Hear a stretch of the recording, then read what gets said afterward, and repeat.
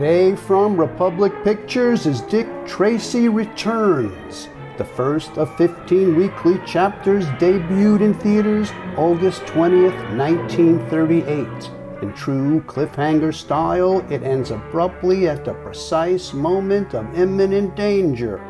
Will the day be miraculously saved just in the nick of time? Find out and watch this Pizza Flicks cliffhanger serial marathon. Until the next time, may the sauce be with you.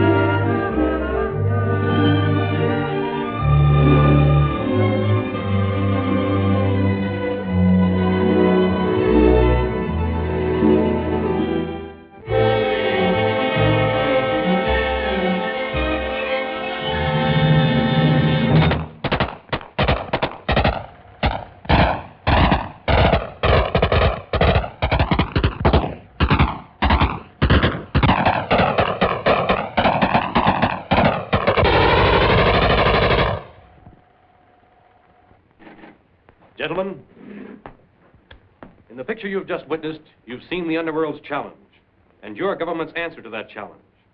Now, you men have been chosen to represent your government in the fight to stamp out the criminal element of our nation. The Federal Bureau of Investigation trains you to meet the hoodlum on his own ground. It arms you to fight the gangster with his own weapon. Your training gives you every advantage over an underworld that has pursued its vicious course with total disregard for the life and property of decent citizens. But remember, there are no rules in the game of justice versus crime.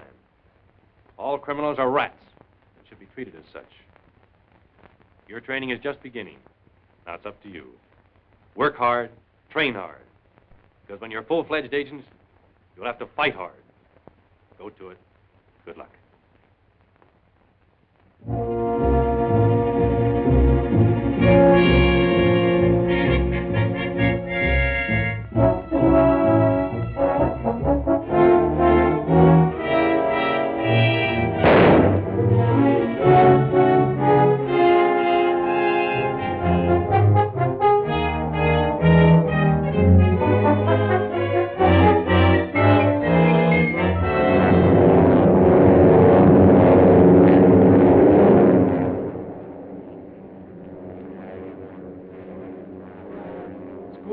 G-Man.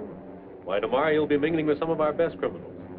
If the director hadn't sent for you to act as our instructor for a few months, I doubt if I'd have made the grade. So you think as a teacher I was a pushover, huh?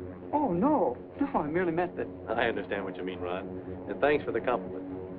But your real teachers are the criminals you're going to run into from now on. They'll chalk up a lesson every time you meet them. And if you don't pass, curtains. 5 years ago, a soft-hearted parole board released one of our sweetest specimens.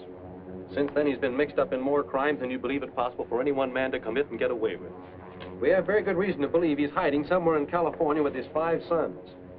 I understand he rules them with an iron hand, and he's trained them each to be a specialist in crime. Paul Stark. He's one man we've got to get and get soon. I don't care if 50 G-men are arriving by plane tomorrow. I think the whole bunch of you are yellow. No son of mine is going to tell me whether their job is safe or whether it isn't. I make the decisions here and do all the thinking. Don't forget that. Well, I ain't yellow. Give me your gun and I'll bump Dick Tracy. Shut up. Sit down, kid.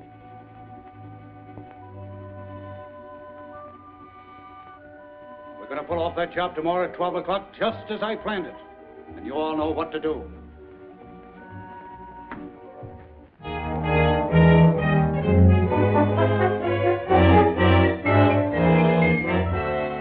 No, sir, Mr. Tracy's not here.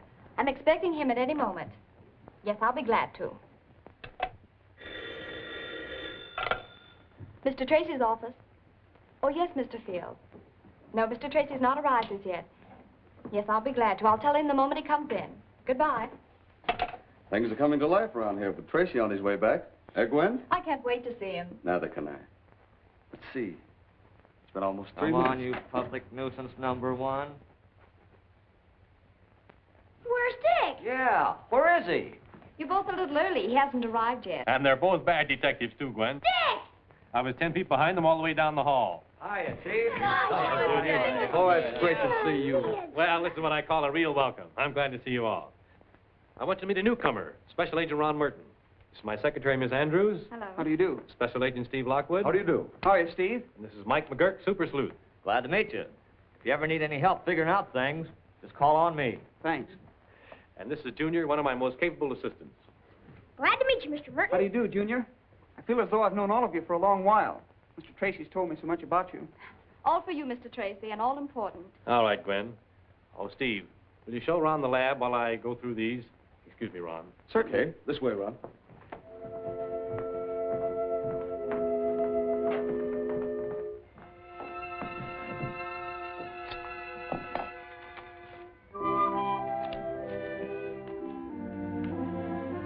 Just file this one.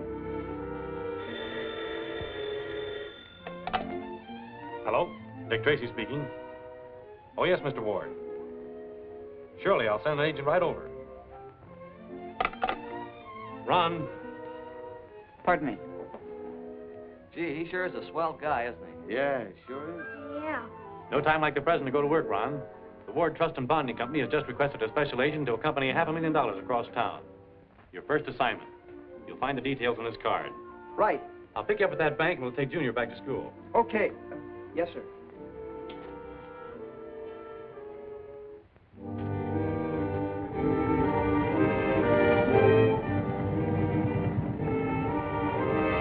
Here they come, Pa.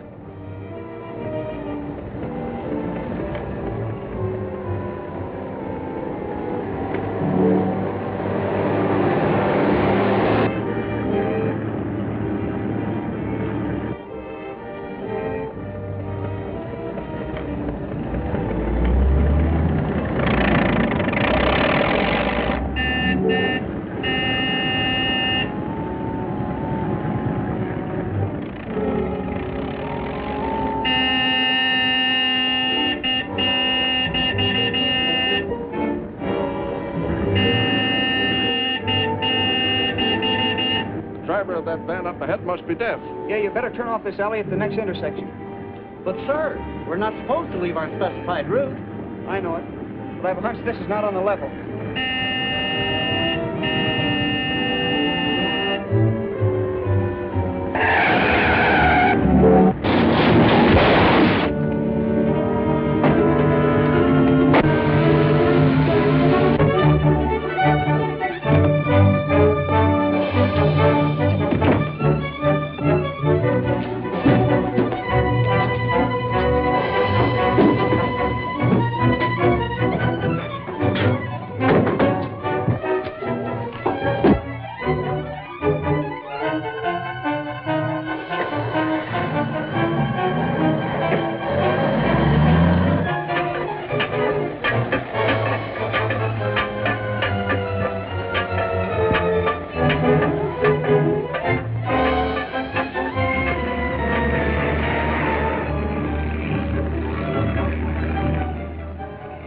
That gas sure finished those guards in a hurry. There wasn't a peep out of them.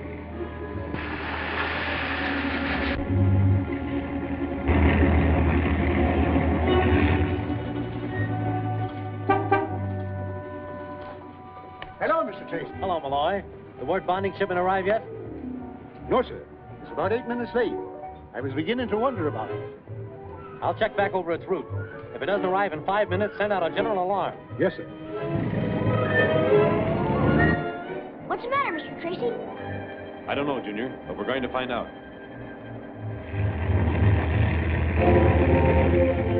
It's almost through. Be careful you don't get a whiff of that gas when she comes open.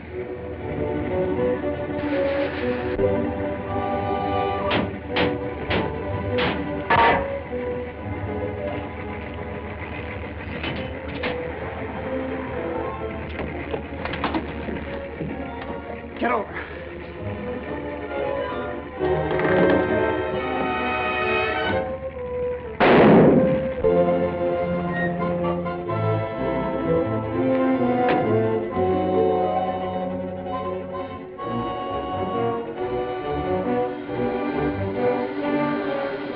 Something is wrong, Junior.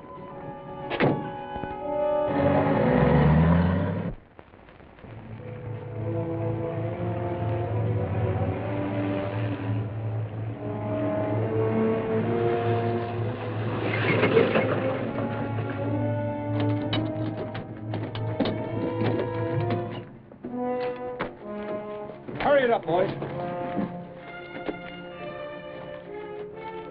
The only car that's come out of this alley in the last 15 minutes, Mr. Tracy, was a Whiteman storage van. Which way did it go? I believe it went down that way. Thanks.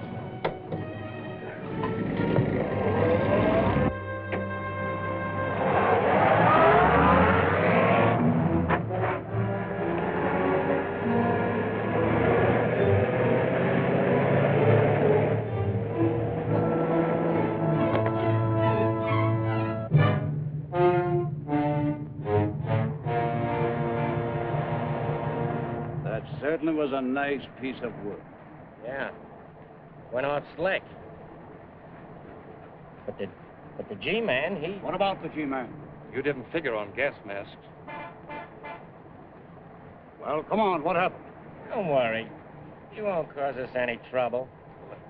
Kid plugged him. He had a gun on Champ and me. Suppose you made sure he was dead. Well, he dropped without making a sound. Did you make sure he was dead? How do you know you haven't left a witness behind who can identify you all? Slow down. What are you doing? I'm gonna make sure of that G-man. Kid'll get him. Drive to the city dump. Why, hello, kid. I'm not the kid. Now get going. Sure.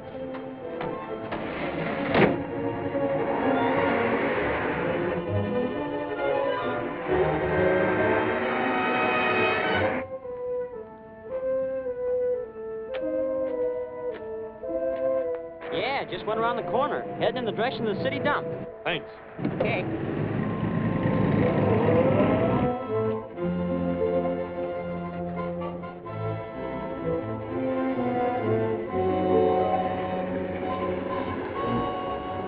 Slow down. That's the man I'm supposed to meet.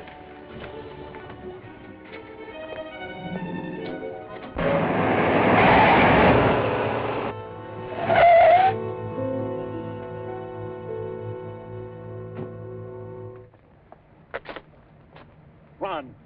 Run. Stay with him, Junior.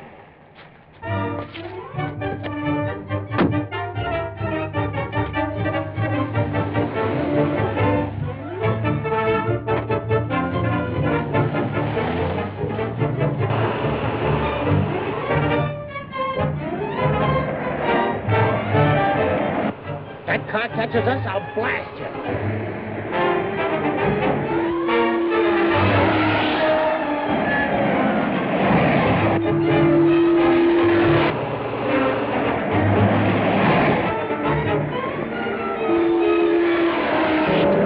Take that next turn.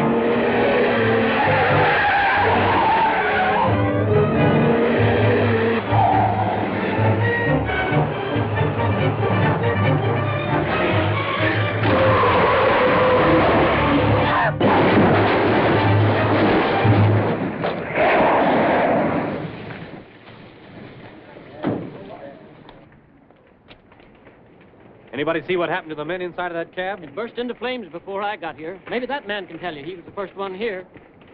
Worst one I ever seen. I was no more than 20 feet away when it happened. What about the people inside? Poor fellas, they never had a chance. The driver still seemed to be conscious. I tried to get to him, but suddenly the cab was a mass of blazing flames. You live in the neighborhood? No, I live over the other side of town. I just happened to be walking this way today. You know, the old business, looking for a job. Quite a walk. Yeah. Especially with a broken ankle. You'll be needing a doctor to fix that fracture. I tell you, I broke my ankle when I was trying to help those people out of wreck. What did you do with that gun after you shot Special Agent Merton? I never had a gun. I don't know what you're talking about. Make a paraffin test of his right hand. Hello? Lockwood speaking. This is Gwen with the hospital. Hold the line. Mr. Tracy wants to speak with you. We got him into that iron lung just in time. The nerves controlling his breathing muscles were paralyzed by 2 of the bullets. Mr. Lockwood's on the phone. Thank you.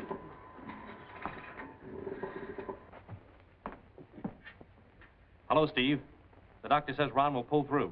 That's good news, Dick. He's still unconscious, but when he comes to, we'll be able to identify that man we're holding. We've just taken a paraffin test of his right hand. Yep, they show up all right, Chief. Yeah. There's no doubt he's guilty. Lock him up. I'll be at the lab in 20 minutes. Okay, Dick. Lock him up, boys.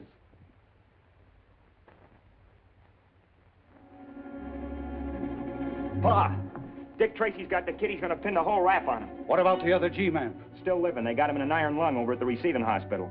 Has he talked? Not yet. He's been out like a light since they picked him up. They'll have a hard time burning the kid if that G-man never talks. He's not going to.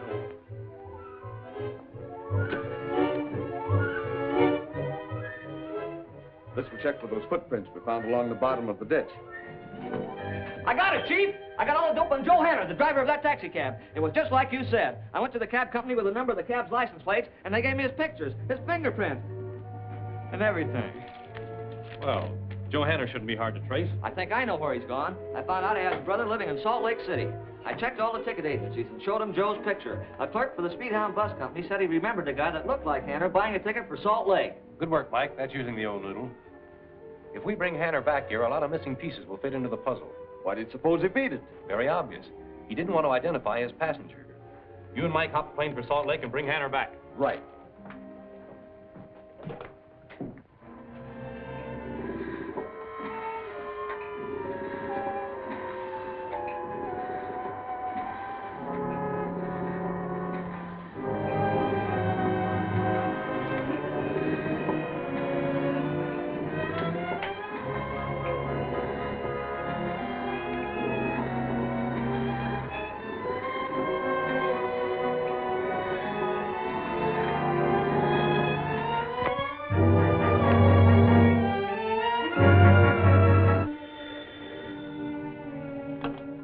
Hello?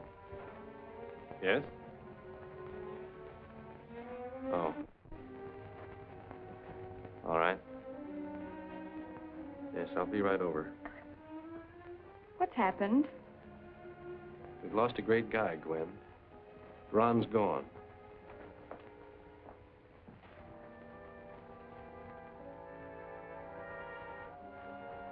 It was only this morning I sent Ron on his first assignment. Gee, he was proud. Proud of that first job.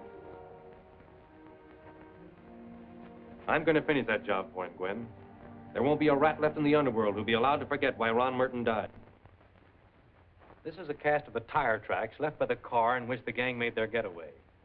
Notice the distinct flaw that appears on the tire, caused by a defect in the mold used in making it. Now, there are not more than a dozen retread tire shops in the city. Check on each of them. Find one with a corresponding flaw in the tire mold. Then get a list of persons to whom such tires were sold. Get going.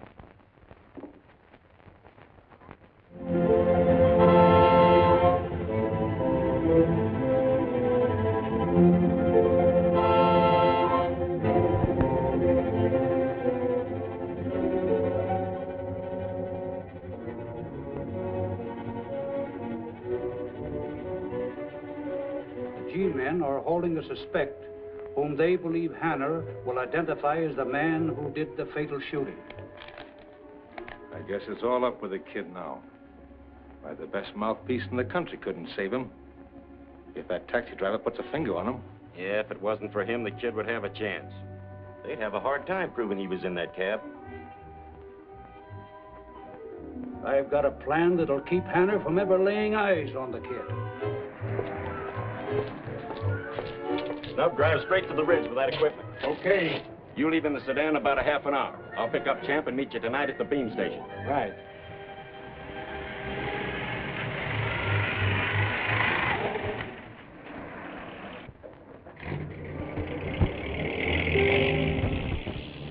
Hello, Mr. Tracy. I've located the shop where those tires are made. 203 South Norman. Wait for me there. I'll be right over. I discovered the flaw you're speaking of after I'd struck off about 3 sets of tires. I had the mold repaired right away. Well, that narrows the search down considerably. What became of those tires? Why, that fellow who owns the electrical shop across the street said he wanted it for some friends of his. So I sold him 2 sets. That's him now. Thank you. We'll question him.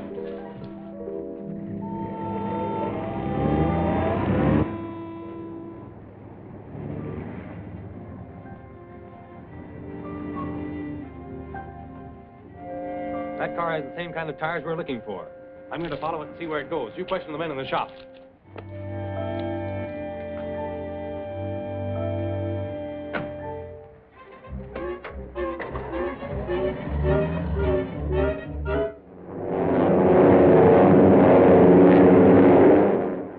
I figured anything was better than getting mixed up with that Stark gang, so I lit out. So it was Kid Stark who did the shooting. Yeah. My life wasn't worth 2 cents being a witness to it. Why, they'd have rubbed me out in no time at all. You guys will have to give me plenty of protection until the rest of that gang is rounded up. You'll get it all right.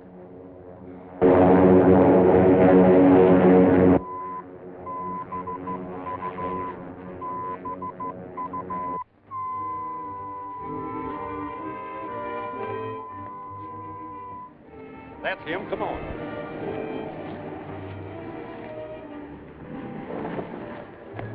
Park the car off the road, Sam. We got to step on it. There's not much time.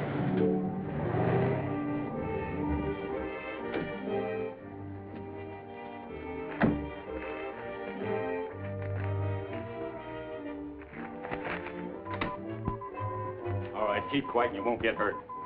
Okay, Champ, time up. Get up. Come on. Keep watch outside. Hey, what are you guys up to?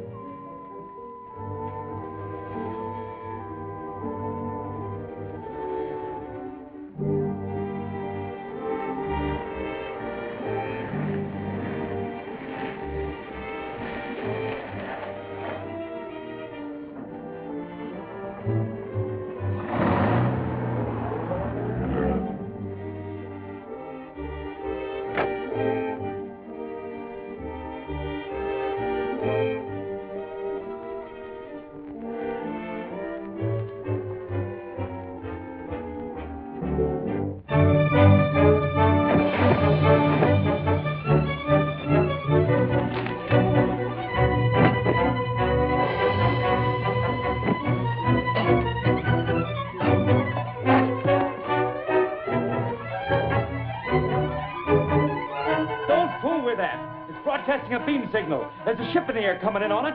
You're telling us.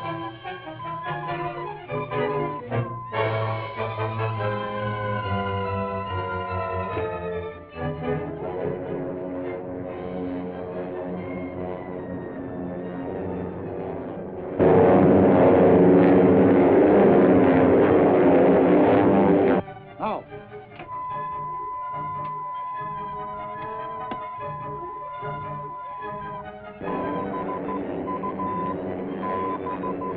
Funny, we were almost off it.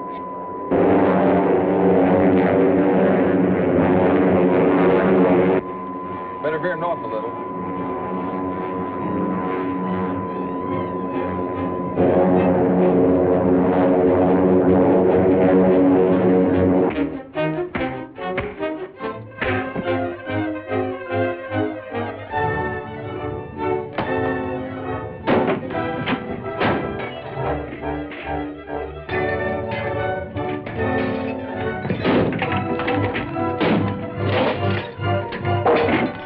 Don't move.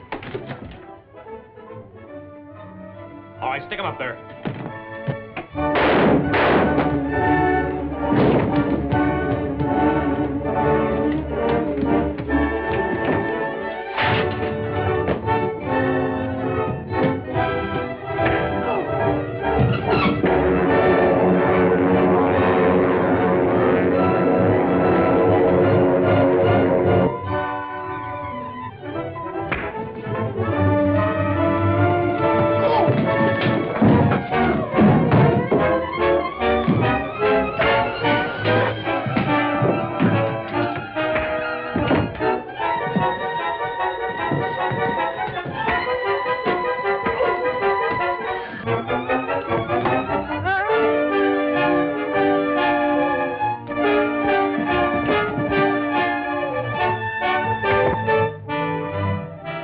What are they up to in here? They wrecked the beam, cut it off, then smashed all the equipment. What ships are in the air? Flight 9 coming in from Salt Lake. And there's a low ceiling. They'll need the beam.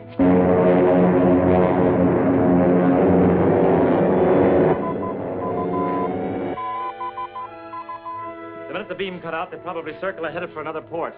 They're in constant touch with the airfield anyway. Well, can we listen in on their reports? Everything's wrecked in here. But the fellow who works the day shift has a receiving radio in his plane. It's on the field outside. Come on.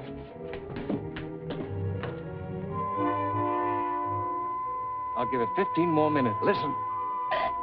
Calling Municipal Airport. Flight 9 checking in.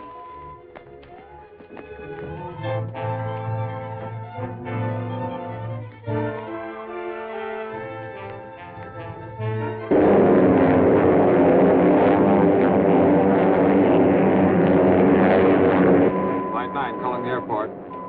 Calling the airport. Flight 9 calling Municipal Airport. Municipal Airport back. Go ahead, Flight 9. Flying at 3,000 feet. Airspeed 180. Visibility poor. Beam coming in strong. Flight 9 reports the beam coming in strong. But that couldn't be.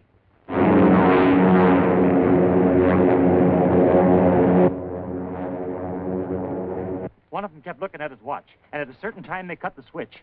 That's it. When they cut off that beam, the rest of the gang started a false one somewhere. A false beam that is leading the ship to disaster. How long would it take you to warn the airport to broadcast a message to that plane? I could drive to a phone in 5 minutes. Is this ship gassed up? Yes. I'm taking off to pick up that false beam to locate its source. You get to that phone and warn the airport before it's too late. Hurry. Contact!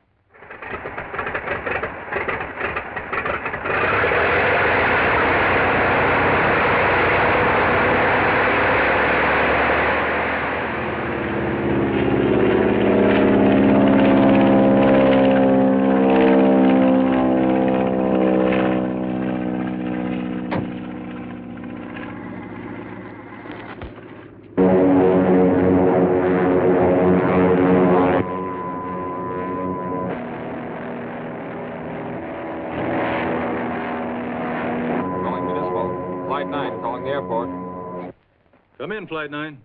Visibility still poor. Figure we've cleared the Coldwater Mountain Range. Beam signal strong.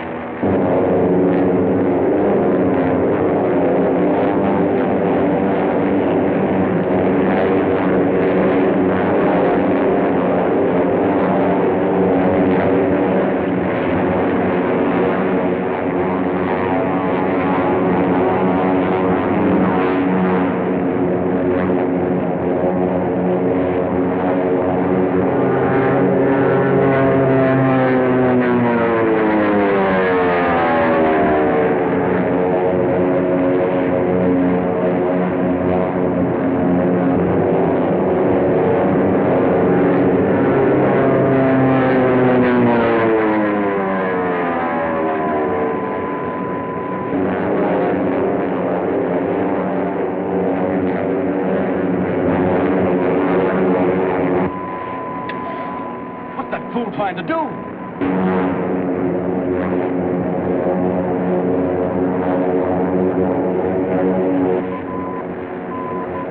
This crazy pilot's trying to wreck us, Mr. Lockwood. Look.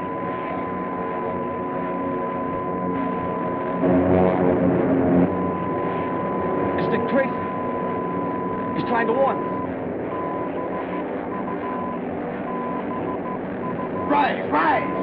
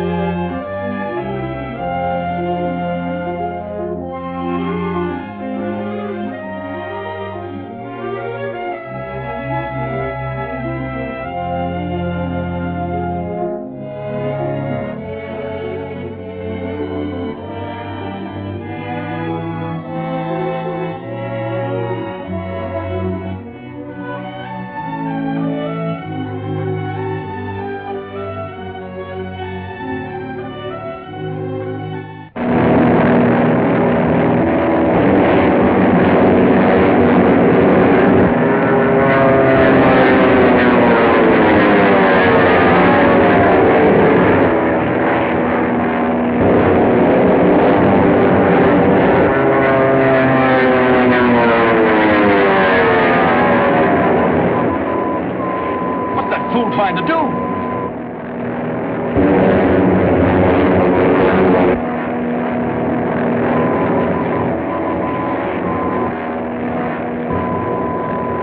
It's Dick Tracy. He's trying to warn us. Right.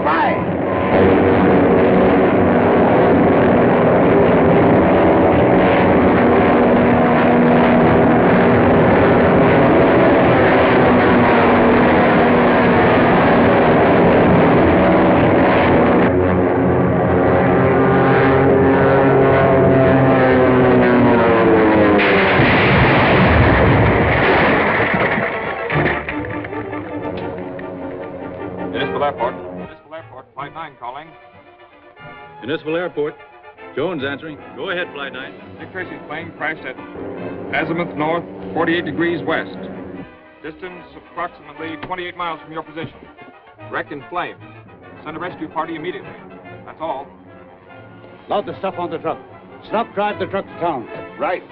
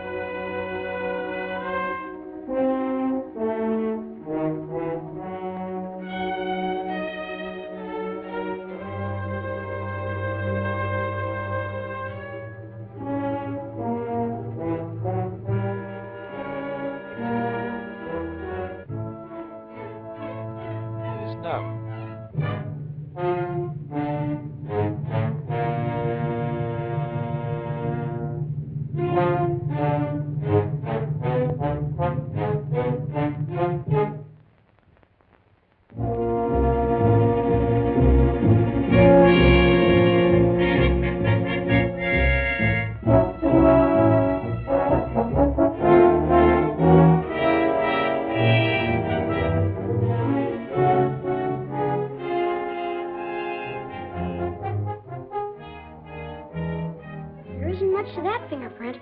It'll do. We can identify people from much less of a fingerprint than that. And I'm hoping this print will lead us directly to the Stark gang. We'll shoot this to Washington in a few hours. We'll know all about Snub. That's a funny name. That's his moniker. Moniker? What's that mean, Mr. Lockwood? Well, that's his nickname. If he's a criminal, we'll probably have that on file, too. Do the G-men know all the crooks' monikers? Well, most of them. Gee. Gwen.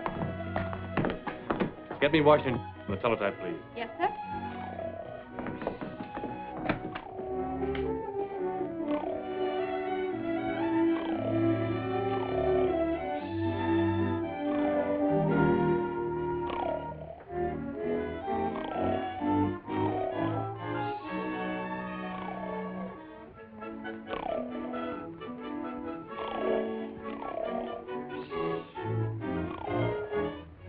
Identification Division, FBI, Washington, D.C.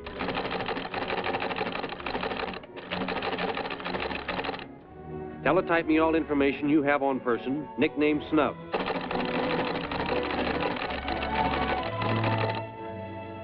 Fingerprint classification. Tracy's car's over in that garage. If he gets to court, he'll pin the whole rap on the kid. Not when this blows up. Okay, when you get it planted, go on back to the hideout. Right.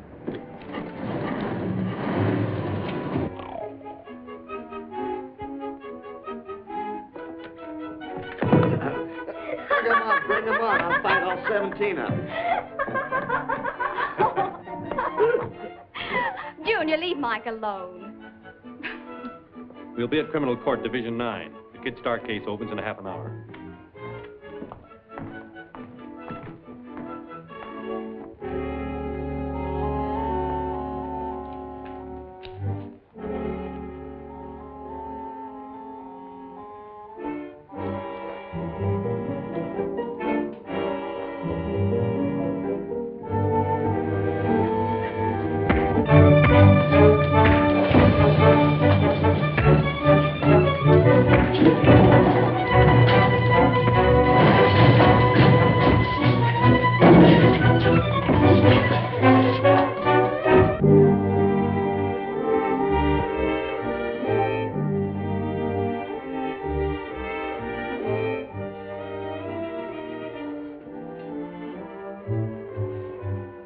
Nice people.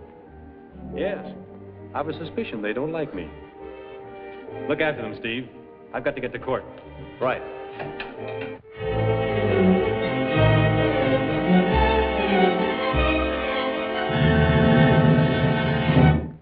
They'd never have convicted him without Tracy. Yeah, and if you'd stuck around and seen if that bomb was in that car like it should have been. Shut up.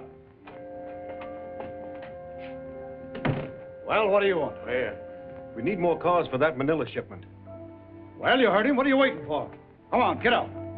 Okay. About that Special Bill Parker. Put in a Super 8 Harmer motor. Change the serial numbers.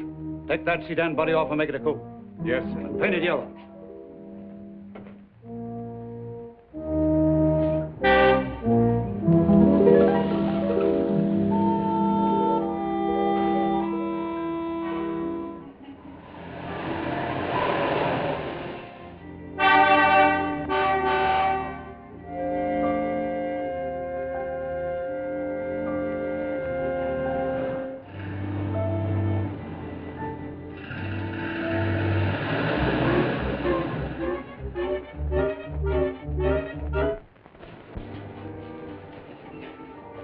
Cool it down, put in a Drake mortar, and paint it a two-tone green. Right. Hey, Snub, strike it. Okay. It was easy. Why, she even left the keys in the car. Can you imagine anybody being so dumb?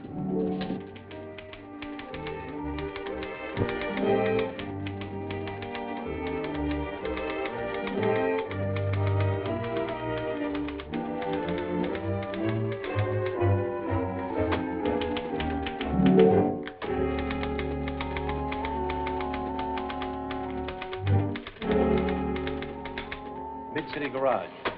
Let's go have a talk with Mr. Snub Madison.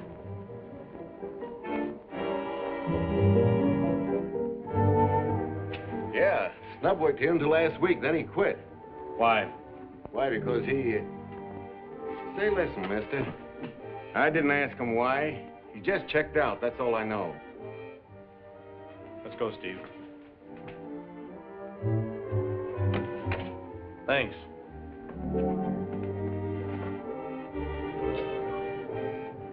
Well, what do you think? Snub's up there all right. I saw his time card in the rack. You get Hunt, Rance, and Reynolds. I'm going to have a look around. Right.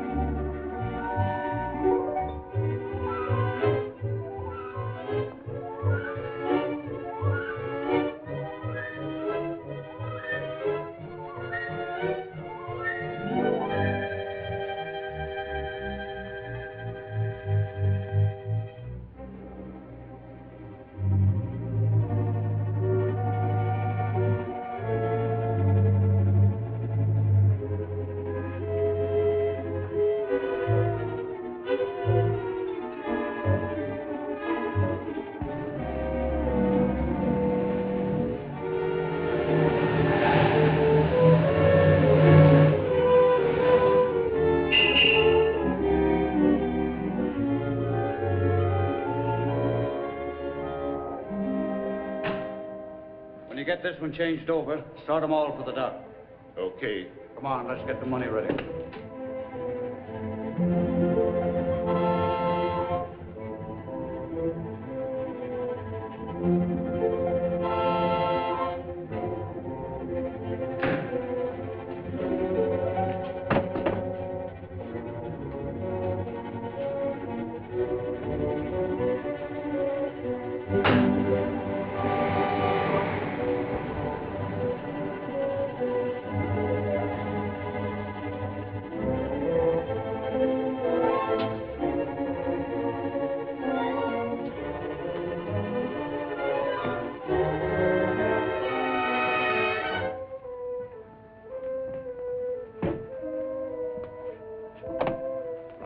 $500,000.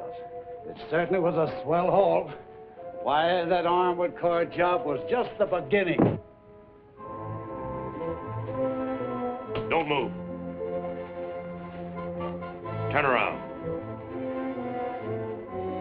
All right, you. Turn around. Put out your hands.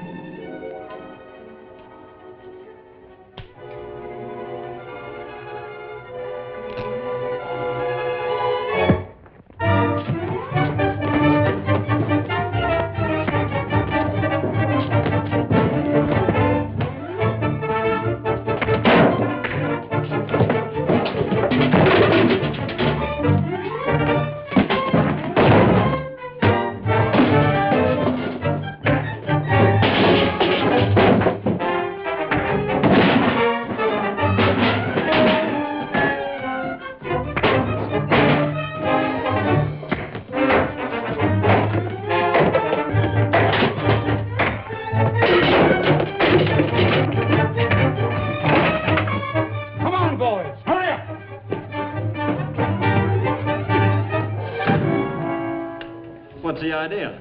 The paint remover's loaded with ether.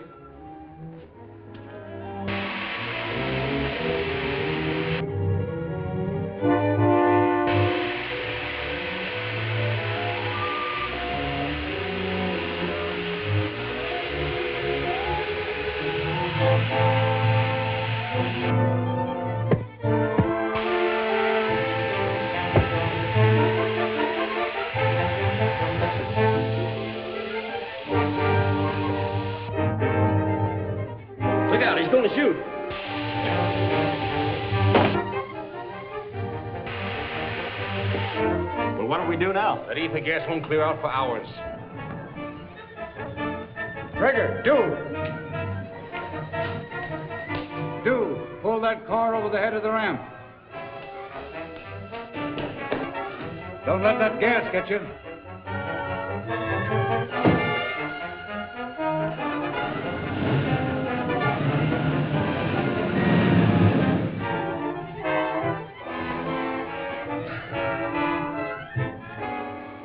Put him behind the wheel.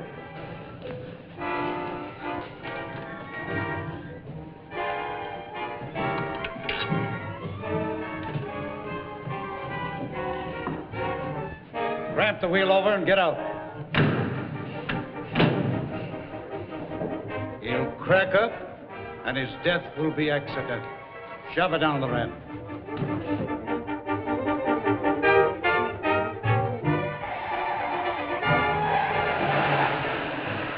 That evens up for the kid.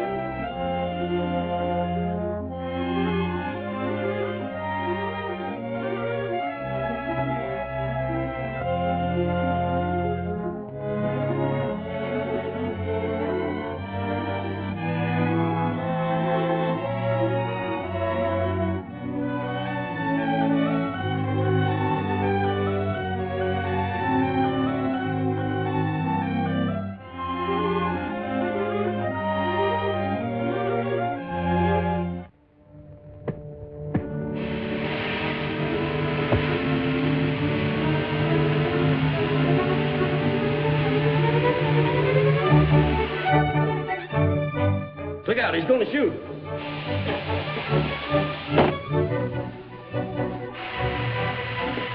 Well, what do we do now? That ether gas won't clear out for hours. Trigger, do! Pull that car over the head of the ramp. Don't let that gas get you.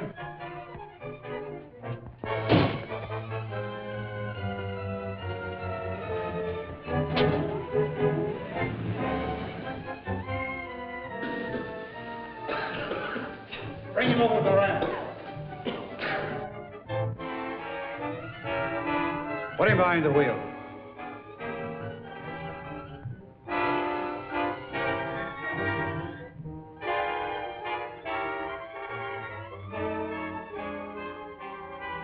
Ramp the wheel over and get out.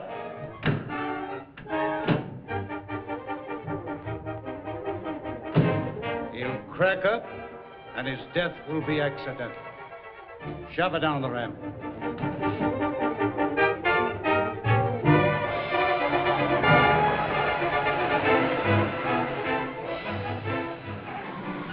That evens up for the kid.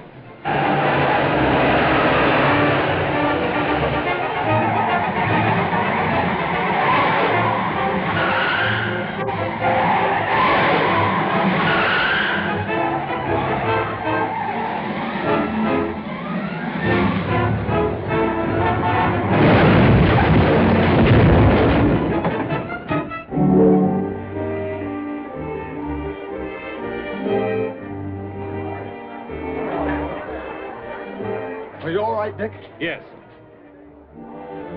The Starks. They're on the 6th floor. Come on.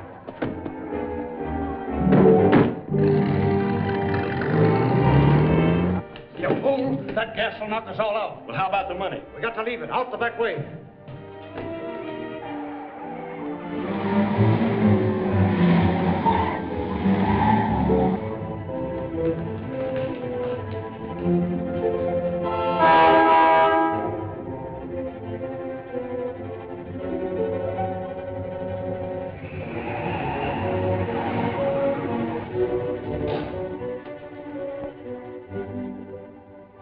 Hand me that gas mask. Come on.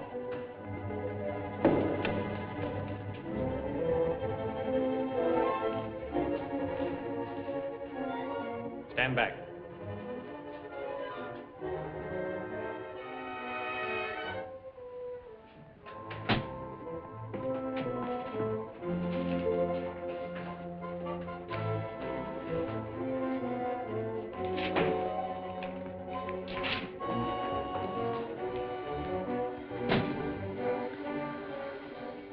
The money Ron Merton was guarding when he was shot. That wall's a fake. There are machine shops on the other side. We'll break it down. They'll be gone before we can break through. They're bound to leave clues. We'll fingerprint the place and take their files and correspondence. You men bring the money. Come on, Steve.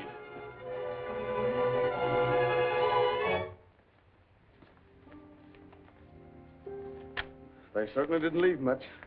Clever guy, that Stark. All prepared to move out. And as we were taught in school, a criminal always leaves something. Here's a slim chance. Maybe something's written on this. We'll test it.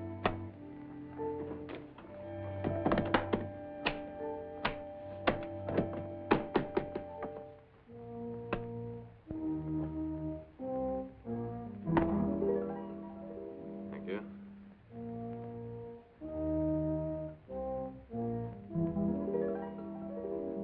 Baron Kroner.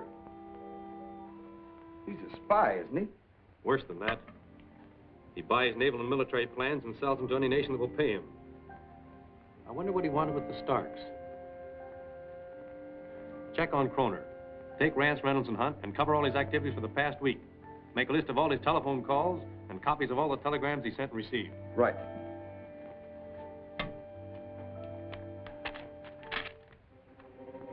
Just why do you want this radio control, Baron? Because the radio control installed in the new Army tank represents the outcome of 10 years' experiments by the finest brains in the United States Army. A military development of the utmost importance. What about the guards, Kroner? They'll have been disposed of.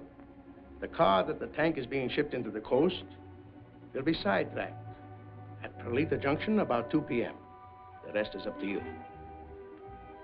We'll have the radio control for you before evening. Excellent. The powers I represent will pay you well for its safe delivery. But, gentlemen, remember, I expect results. Good day. To Baron Nikolai Kroner, Shore Hotel, Los Angeles. As per your instructions, the fire machinery on train 74 will be shunted onto siding at Perlita Junction about 2 p.m.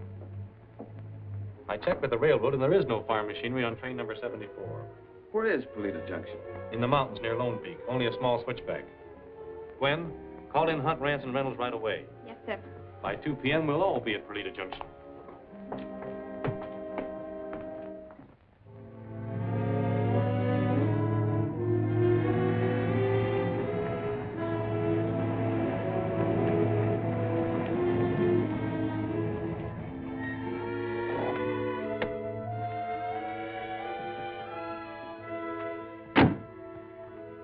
Pretty quiet.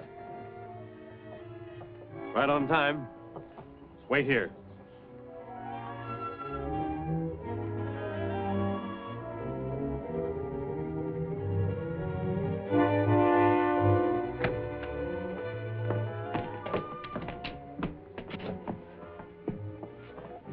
How long have you been tied up? About 10 minutes. I was sitting here taking a message when some men jumped me.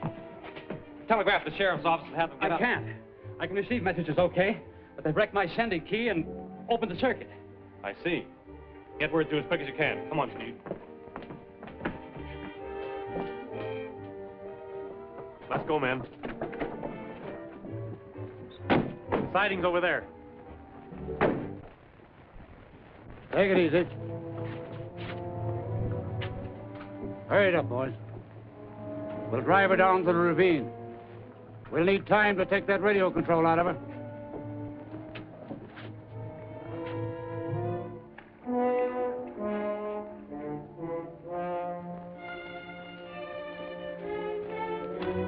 Look.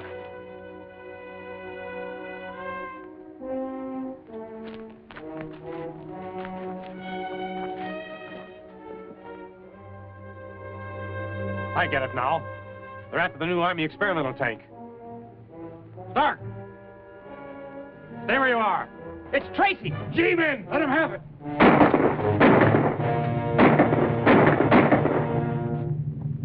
Steve, take Hunt and Rance and circle around behind them. Right.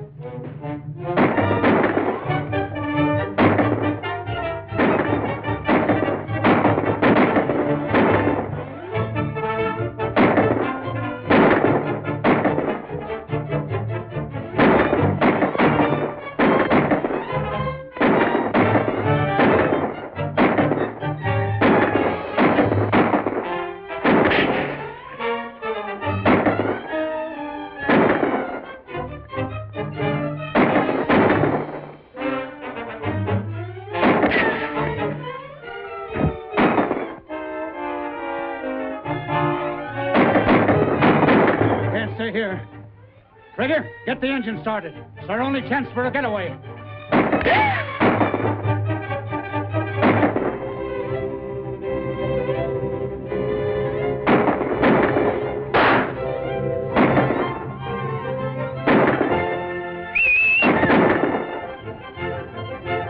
Come on, boys!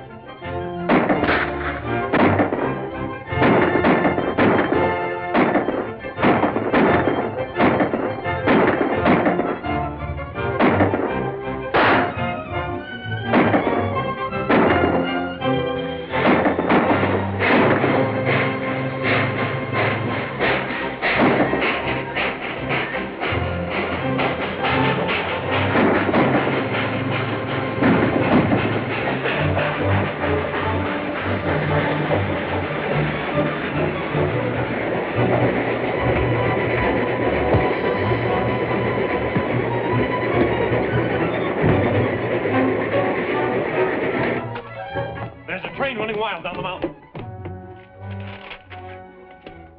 Number 19 coming up the grade right now. It's a passenger train. They'll hit head on. Isn't there a switch off halfway down? Yes, but I can't get word through. Lockwood, he's on that train. Steve? Keep trying to get through. McGurk, you stay here. The rest of you go down the road and see if you can find the Starks.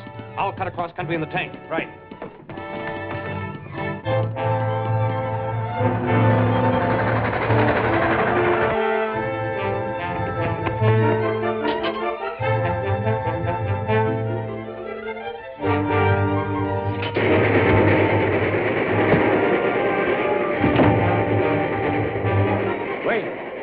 Let him ride the car down the mountain. Supposing he comes to and jumps off. I'll fix that. Take those handcuffs and handcuff him to that.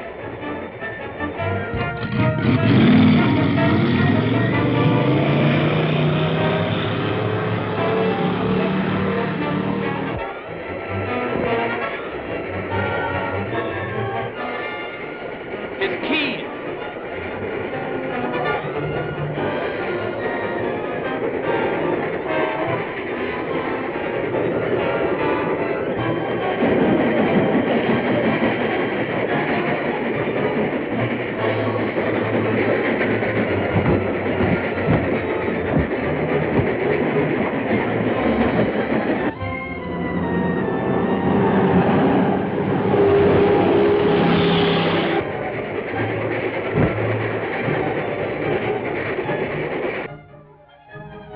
you do it.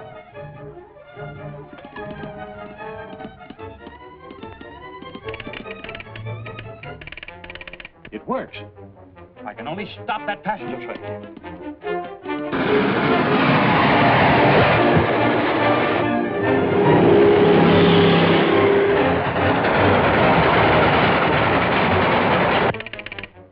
Too late. Number 19's already gone through.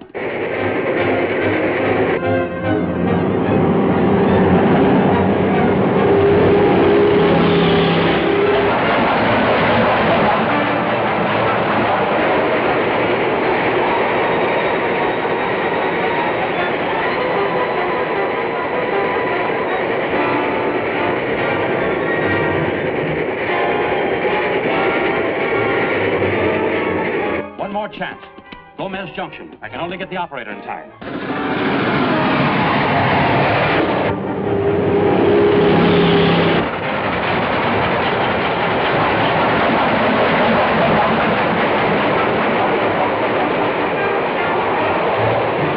Steve's on that train. He may be killed. He's only one. There are hundreds of people on that passenger train.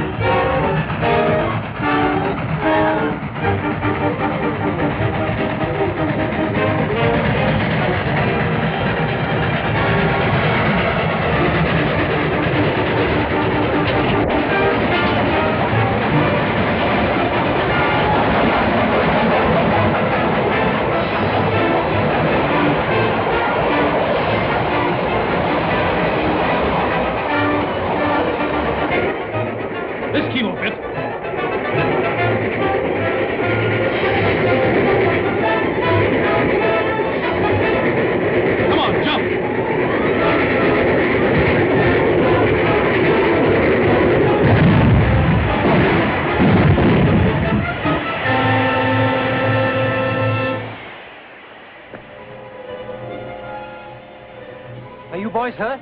No, we're all right. Can you get word through to Perlita? Sure. Tell the FBI men to pick up Tracy and Lockwood here. Right. No use looking further for the Starks. Let's go. Dr. Worthing, we have made all arrangements to destroy your new 200-inch lens unless you pay me $50,000. Further instructions will follow. Dr. Worthing, he's the famous astronomer at Wilmar, isn't he? Yes, and he just finished work on that new 200-inch lens. Have this tested for fingerprints. Yes, sir. Steve, get me all the dope you can on Worthing, will you? Right.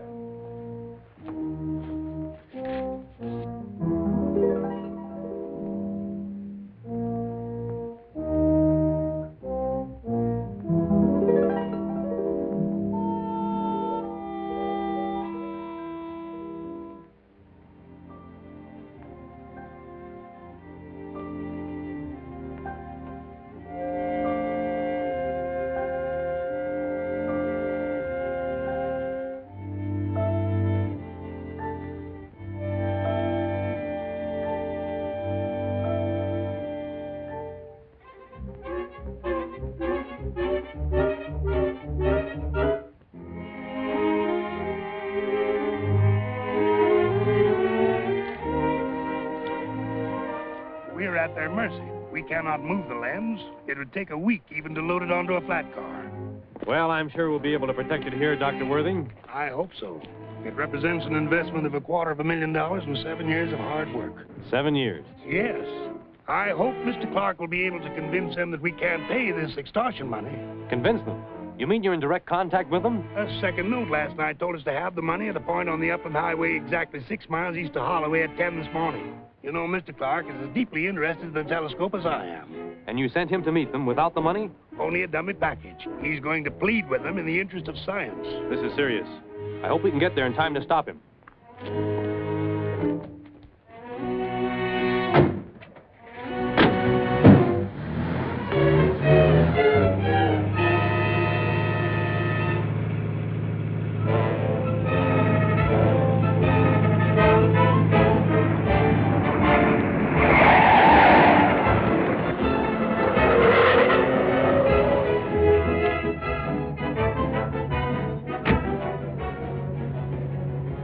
Move over.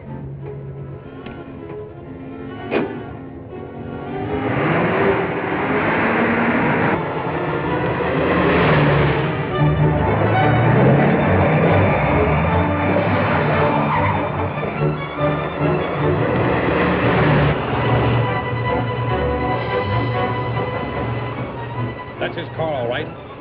The other one might be a contact car.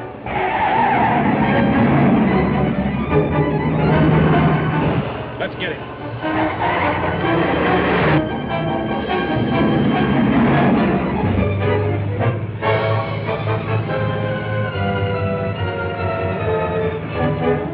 We're being followed.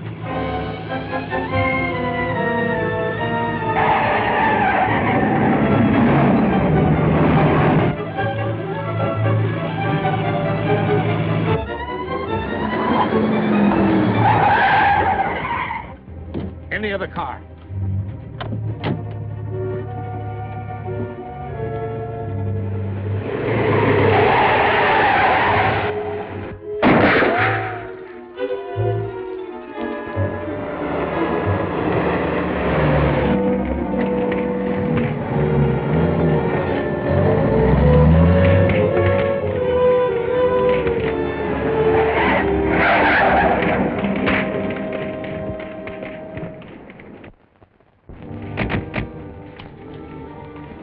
Guess that stops us.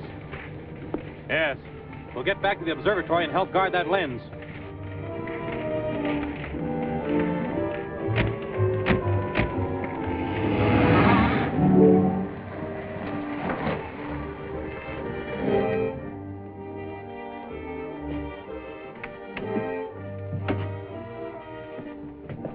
Here's the money.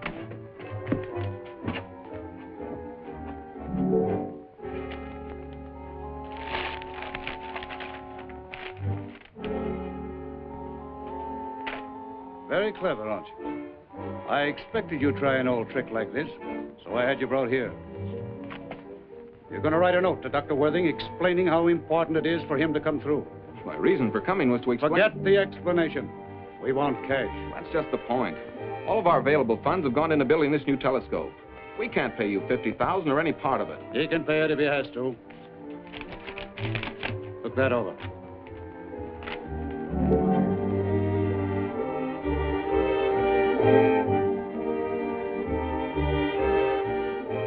Why, this is a plan Yes. That's how we intend to destroy the lens unless he pays. Simple. Bound to work. Yes, I'm afraid it will. Perhaps you will write that note for us now. I guess that's the only way. I'll tell you what to write.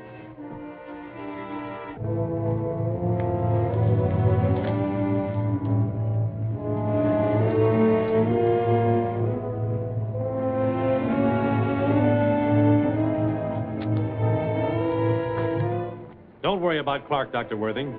If they had planned to kill him, they would have done so when they first found him. I hope you're right, but I'm still greatly concerned. Meanwhile, I suggest that you close the place to all visitors.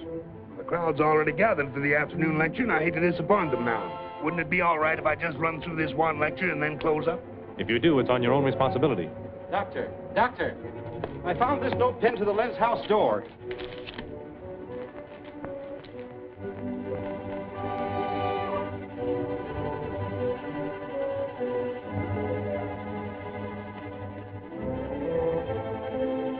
Clark seems convinced they mean business. They must. Clark couldn't be intimidated. It's 3:15. I suggest that you finish your lecture and get everyone out of here as soon as possible. Yes, I'll hurry it through, and we can have everyone away from here by 3:15. Meanwhile, I'll make sure no one gets near that lens.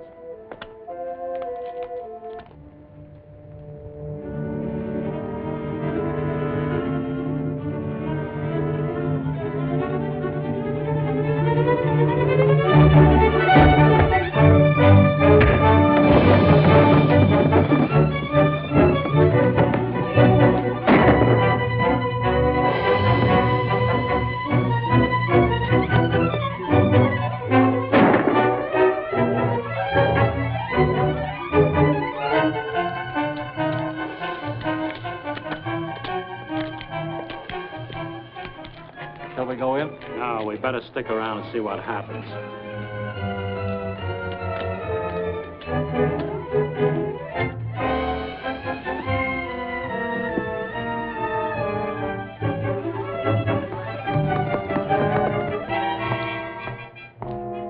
Most peculiar, Mr. Tracy. What is it? Why, this building is out of line. An error has developed in my calculations, and I just found out what caused it. I finally discovered this building had sagged and thrown my instruments out of line. These foundations certainly seem solid enough. Oh, they've been standing solidly for years. I can't understand it.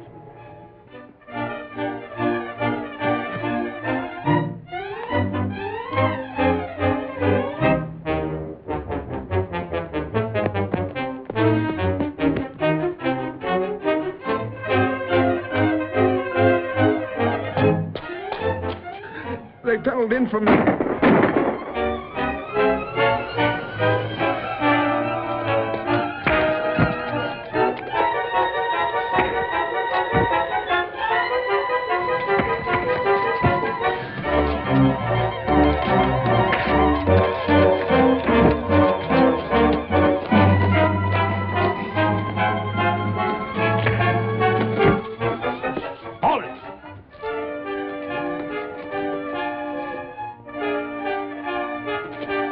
Fred, take care of them.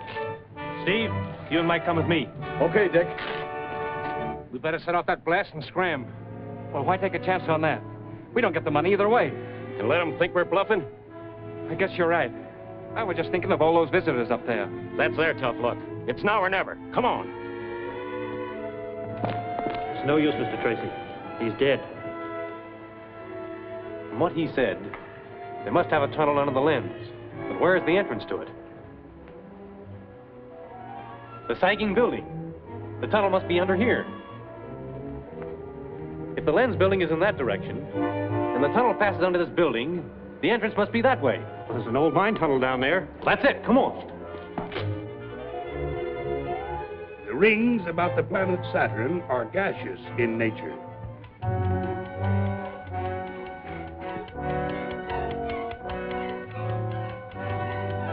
Hurry it up. That only gives us 5 minutes.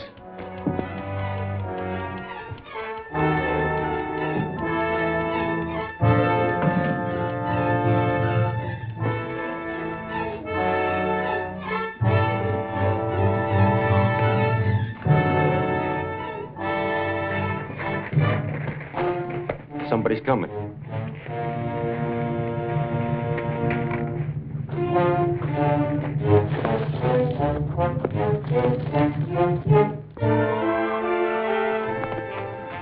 This is it. Stay here, Mike. Come on, Steve.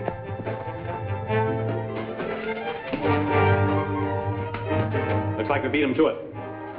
There's enough dynamite here to blow the top of the mountain off. Yes. And all those people are still in the lecture room. We've got to get this stuff out of here. Wait a minute. I hear a clock ticking. They must have placed a time bomb to set off this dynamite. We've got to find it.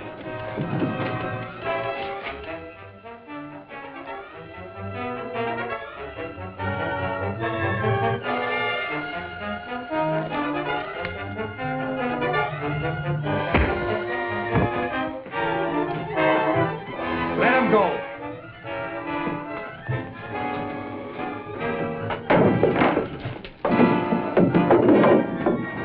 That ought to hold him. Come on. I was standing out there. There was a couple. Keep quiet, Mike, will you? And help us with these boxes. Yeah, I know. But there was a guy. I'm telling. There was a couple. Come on, Mike, give us a hand with these boxes. We've got to get them out of here. I know, but I'm just trying to tell you what happened. I've got it. Set for 3 o'clock. Come on, we've got to get it out of here. At this point, the sun is approximately 93 million miles from the Earth.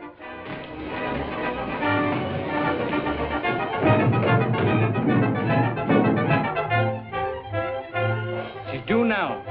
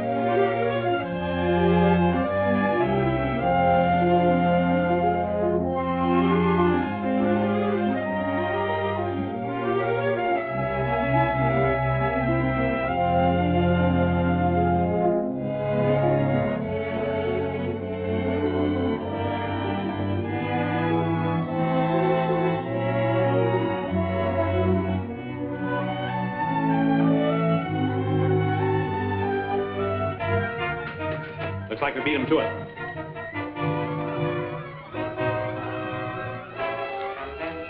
We've got to get this stuff out of here. Wait a minute. I hear a clock ticking. They must have placed a time bomb to set off this dynamite. We've got to find it.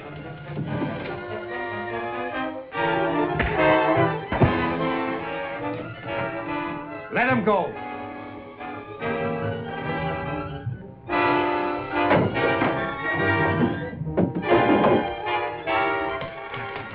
I was standing out there. There was a couple. Keep quiet, Mike, will you? And help us with these boxes. Yeah, I know. But there was a guy. Come on. I've got it. Set for 3 o'clock. Come on, we've got to get it out of here. She's due now.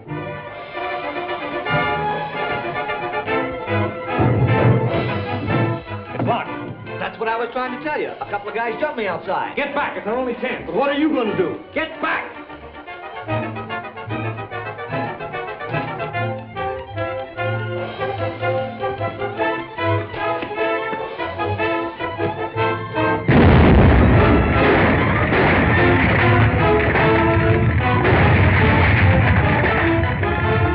Let's get to the plane.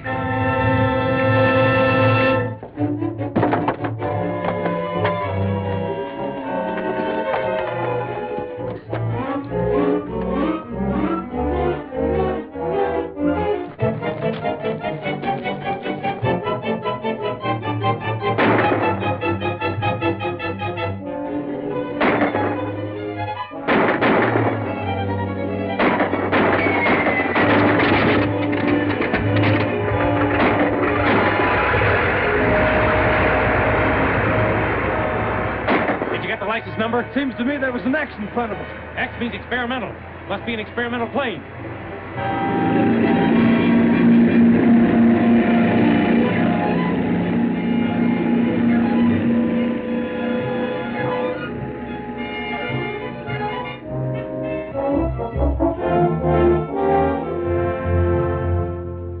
Low wing mono, 5.5 dihedral. There's a slight angle of incidence. That's about it. Looks very efficient to me. Thanks, Mac. Okay.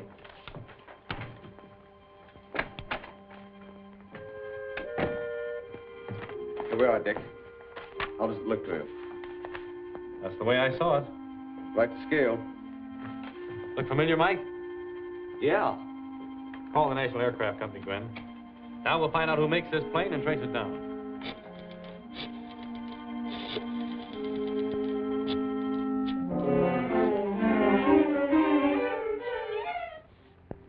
Sit down, Mr. Tracy. It looks like the model, all right, but you must be mistaken. The plane you saw simply couldn't have been the type. Why, only 4 of these planes were ever made. 1 was wrecked during a test flight. The other 3 have never been flown. Well, we must be mistaken, Dick. Thank you very much, Mr. Carston. We're making a test flight with our number 2 ship in a few minutes. Of course, these are designed for the government, but as government men, you're very welcome to view it. Thanks. We'll have a look. Come with me.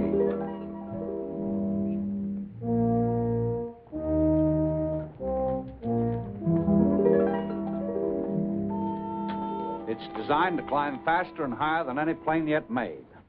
Certainly looks efficient. You'll excuse me, I have some final instructions from my pilot. Certainly. I still believe it was a plane like this one that we saw. Something fishy somewhere. I'm going to stow away on this test flight. I might find something. You cover up for me. Right.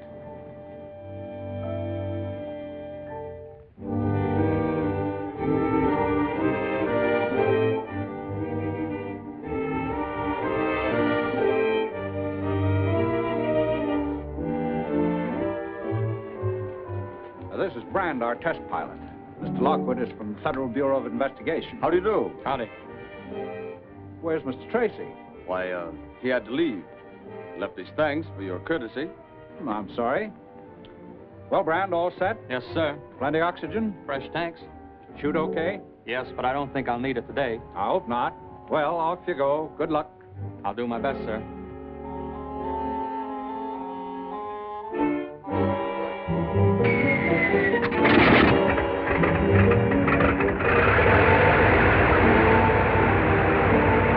Now watch her climb. Very pretty.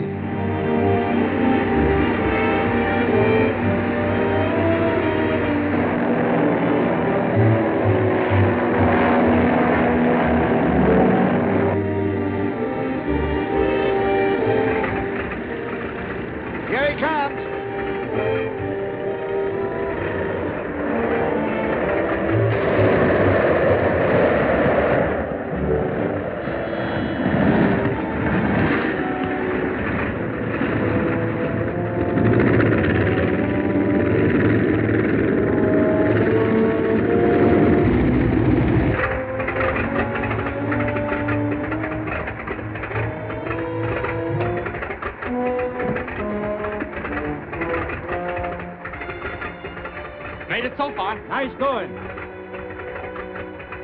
Better take her up over Edgeware Bay, circle the town a couple of times so you'll have plenty of witnesses. But fly high so they can't spot the type. And don't forget to call when you land.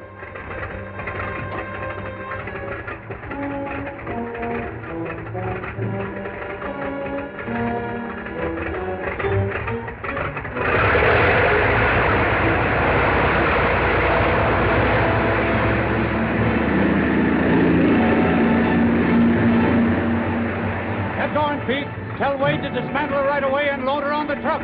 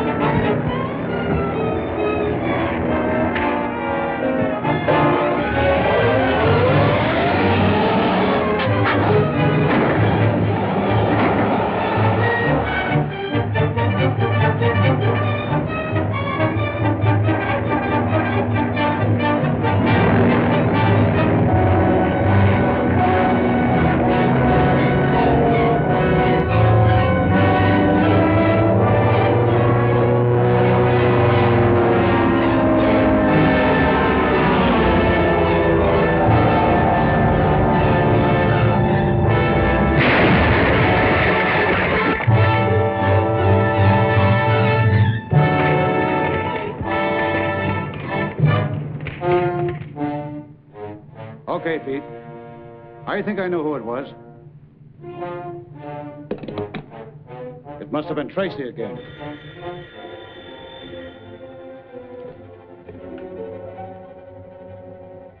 It's Brand. Everything worked perfectly, just as planned. Yes, listen. We're pretty sure that Dick Tracy was in your plane. Dick Tracy? Pete discovered him. There was a fight. Leave it to me. I'll lie like a trooper and put Tracy right on the spot. Right.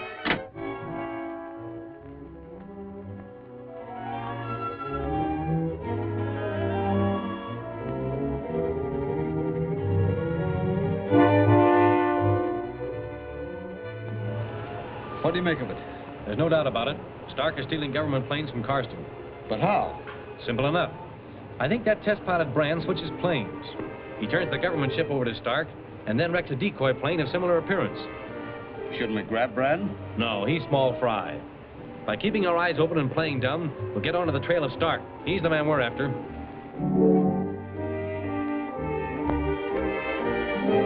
It all sounds very irregular, but I've assured Mr. Tracy that there must be some logical explanation. There is. You see, I had just passed 16,000 feet. Everything going beautifully when I discovered a leak in the outside oil line. Union's too light? That's it. We'll double the size in the other models. So I spot a good open field over near Sierra Bonita, and I sat down to fix the leak. But the two mechanics there, were you expecting trouble? Of course not. A private plane from Glendale made a forced landing there this morning. Those two mechanics were sent out from the factory to get the ship going. They were just starting back in their car when I dropped down. There, you see. With their help, I fixed the leak in a jiffy, and was just about to take off when I discovered Mr. Tracy hiding in a tail. Did you see or hear anything that conflicts with Brand's statement? No. I couldn't see from where I was, and the roar of the motors. I'm afraid, Mr. Tracy, that your imagination ran away with you. You G-men are so in the habit of suspicioning everyone. I might have been mistaken. You were when you thought you saw one of our ships at Mount Wilmot. I think he's right, Dick. Let's forget it. I'll vouch for Brand. He's a swell pilot and above any suspicion. Thanks, Mr. Carston. Now, Brand, how about that accident? Well, she was handling perfect. I was just over the beach at Edgeware and climbing nicely when I saw a trickle of gas across the floor. How come? Well, I checked the fuel line, and sure enough, the tube was cracked and bent. Next moment, there was a burst of flame, and I bailed out right then. I'm mighty glad you escaped, but how do you account for the break? Well, I don't like to say. Come on, let's have it. All right, I will. When I was trying to eject Mr. Tracy, one of us must have kicked or fallen against the tubing and cracked it. Well, Mr. Tracy?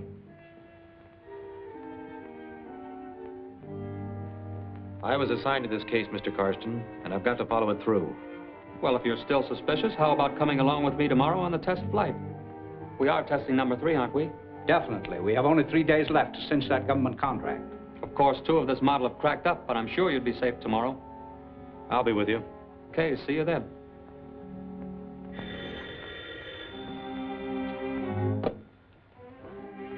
Grand. Yeah, what is it? I didn't think he'd have the crust, but he's going up with me tomorrow. Perfect. Here's where we get rid of Tracy permanently. I'm not going to get my neck stretched for that guy. You don't have to. Now, here's what you do. When you take off tomorrow,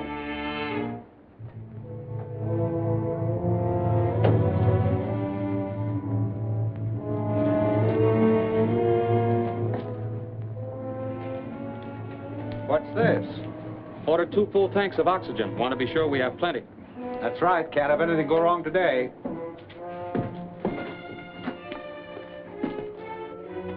Which is the oxygen and which is the anesthetic? The one with the brown band will put him to sleep. Dick, I hate to see you make this flight. Forget it. It's all in the day's work. Happy landing. Right. We're waiting for you, Mr. Tracy. All set.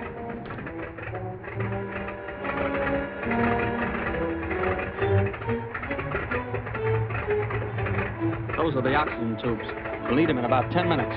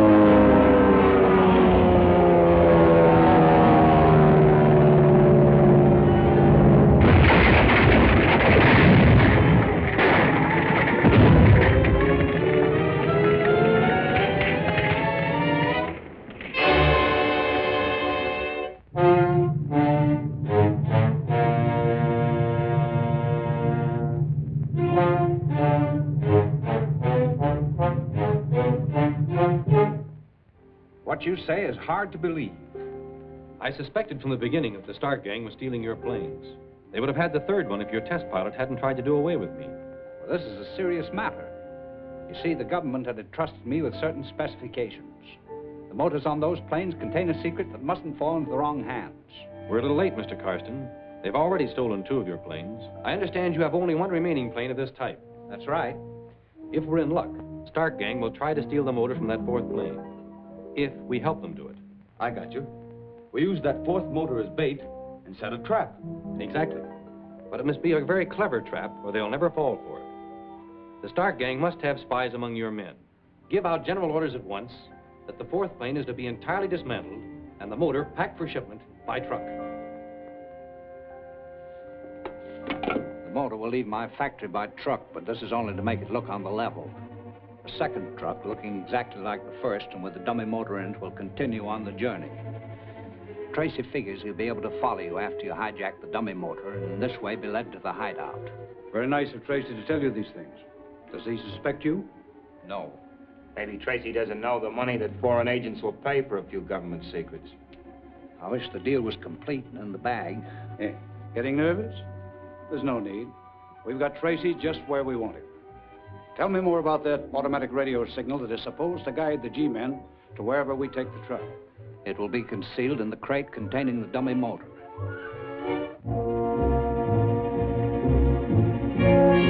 This automatic radio signal will be started the moment the truck is stopped. Your job, Gwen, is to take the direction readings as we broadcast them into you. Triangulate them on this map. That way, we'll always know the truck's exact location. Now, I've got to go. This thing has to be crated and put aboard the truck. Good luck, Steve. Thanks.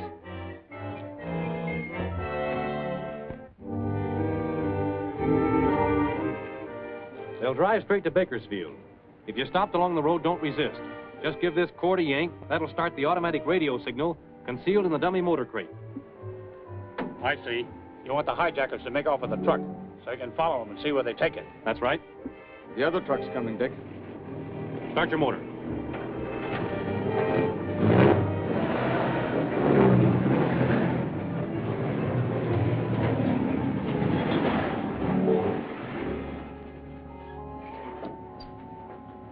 So far, so good, Mr. Tracy. But the real motor is in this truck.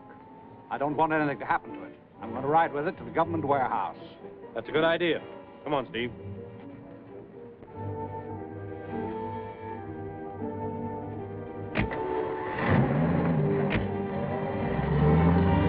All right, drive straight to the hideout. We'll take this motor right to where the other 2 are. What about the guys driving the other truck?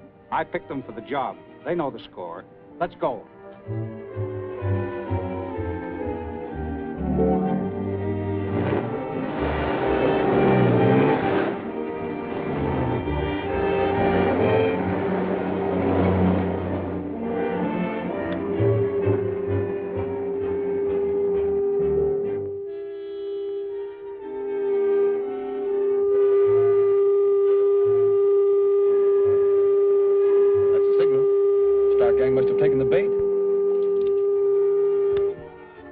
Tracy calling.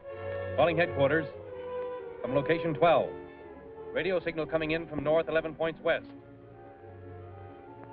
11 points west.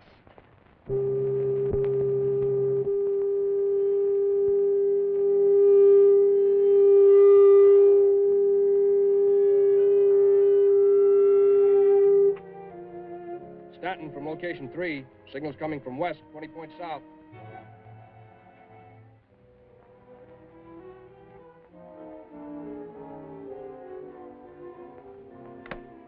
Headquarters calling all cars. Headquarters calling all cars. Truck's position approximately 3 miles north of Coyote Well, Highway 99. Standing by. Calling Stanton. Calling Stanton. Proceed to location 5 and stand by. Stanton back. Okay. Let's go.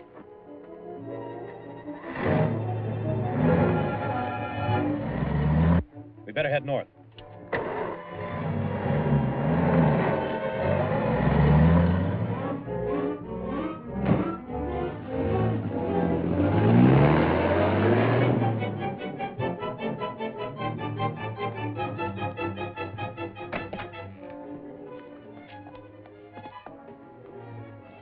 there now. There's nothing to do but wait for the payoff when the foreign emissary gets here. This is a red letter day, Carson. And if my plans go through, Dick Tracy will never trouble us again.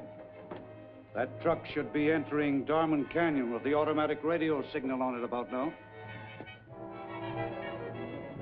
Here comes the truck.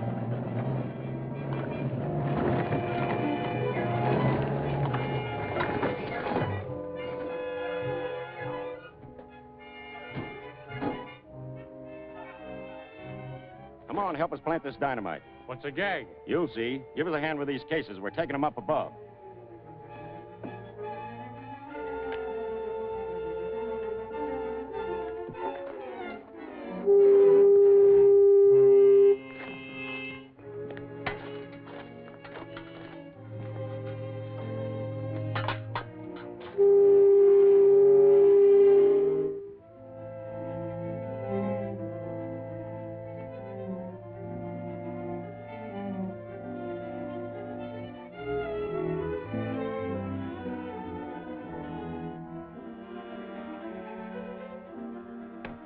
Calling Tracy. Calling Tracy.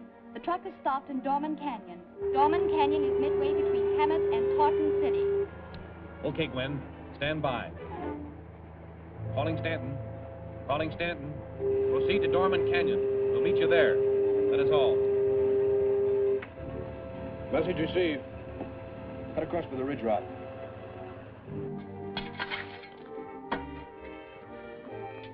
Well, this'll give them a real welcome. It'll take a month to dig Tracy and his men out of that canyon after we blow the walls down on them. I'm going to move the car out of the canyon so they won't see it. Take the next turn into the hills.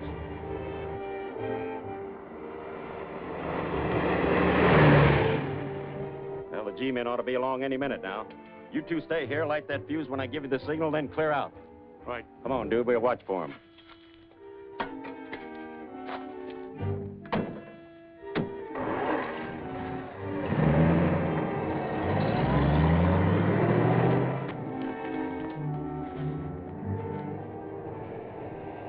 Look!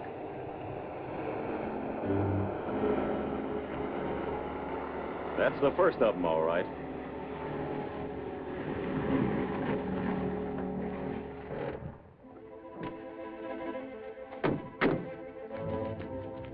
There's the truck. And no one near it. Let's find out. No, wait. I don't like the looks of things. Dick. Those tracks. They're still wet. There's something fishy about this. Think it's an ambush? It might be. Lay low and wait for Stanton and McGurk. I'm going to see where these tracks lead to.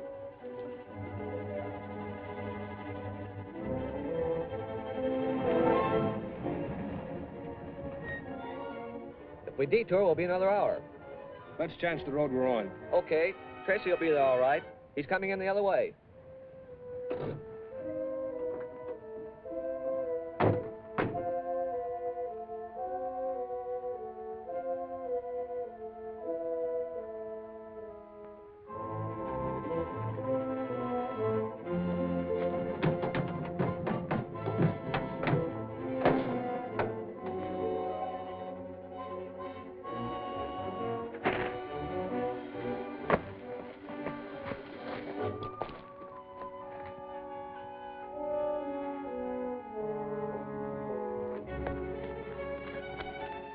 There's the truck. I wonder where Dick Tracy is. He'll be along. Let's investigate.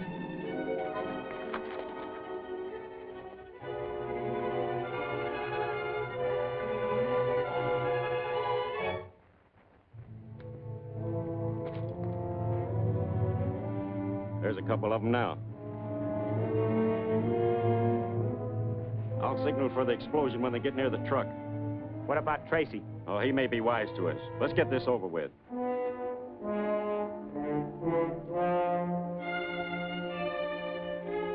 Gonna blow it? What do you think?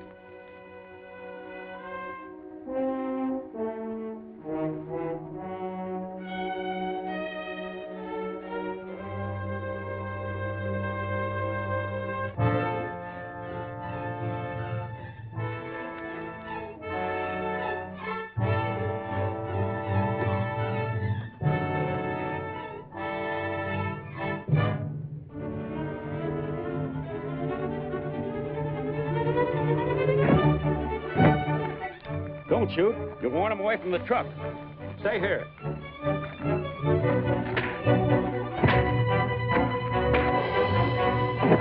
That's funny. They don't seem to have touched a thing.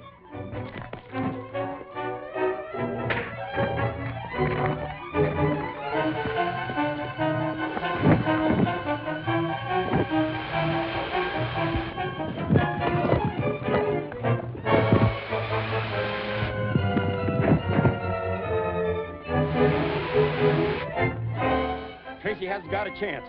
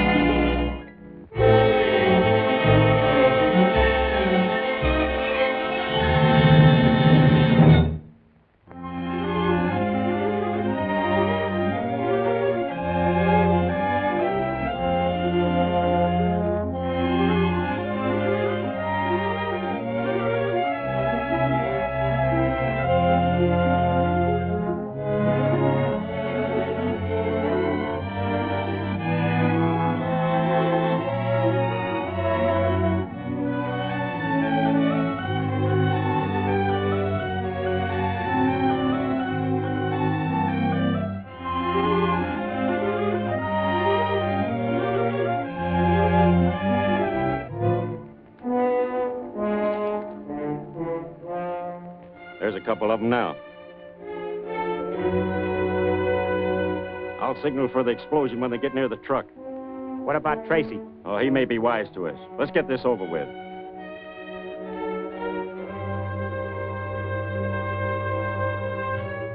Gonna blow it? What do you think?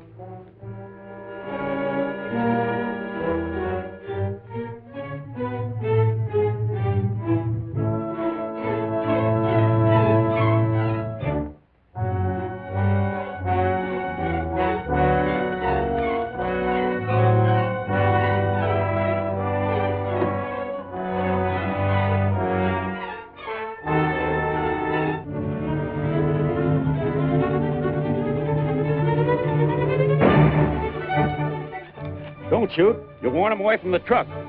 Stay here.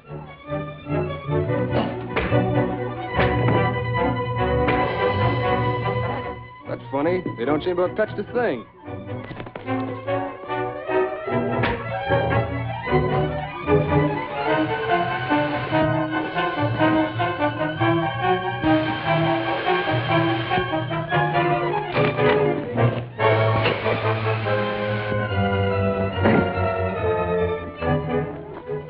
Tracy hasn't got a chance.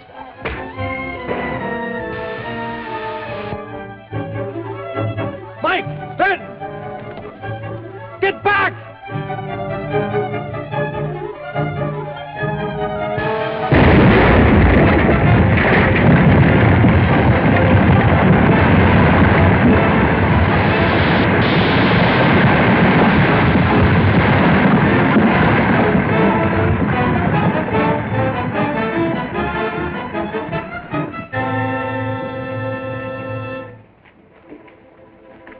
Get back to the car!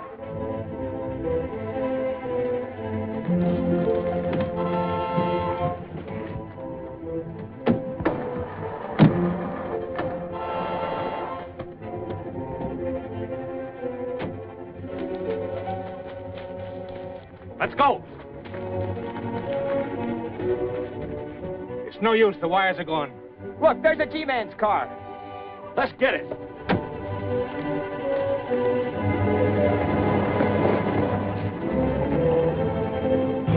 Stark gang have a car planted up ahead for a getaway, but I fixed it so they can't use it. Be ready for a gun battle.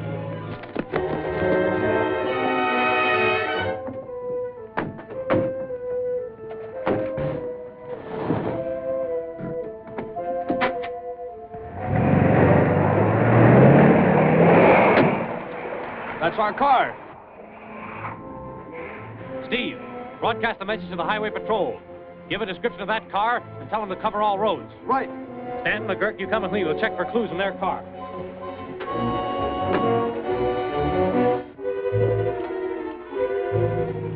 Maybe we should have stuck around and made sure we got Tracy. I don't think he ever got out of there.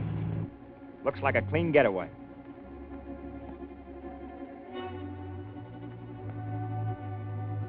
Dick, come here. Say, when's Zarkov going to pick up those government motors we've got at the hideout? Tomorrow. They don't know the radio is broadcasting everything they say. Beats me how he figures he can smuggle them out of the country. That's Zarkov's worry, not ours. Zarkov. Say, I don't think we ought to drive all the way to the plant in this car. No, we'll ditch it the first chance we get.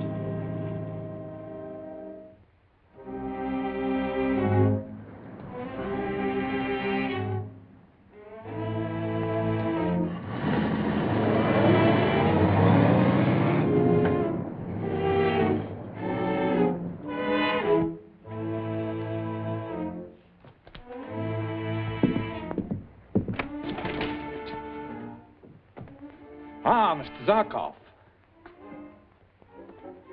Have you the motors? Yes, 3 of them. Fine. The secret of those motors are worth a fortune to a certain country I know of. Yeah, well, how are you going to get them out of the country? That's where my business comes in. My scrap iron business. Washington's report on Zarkov. It just came in. Boris Zarkov, international foreign agent and mercenary spy.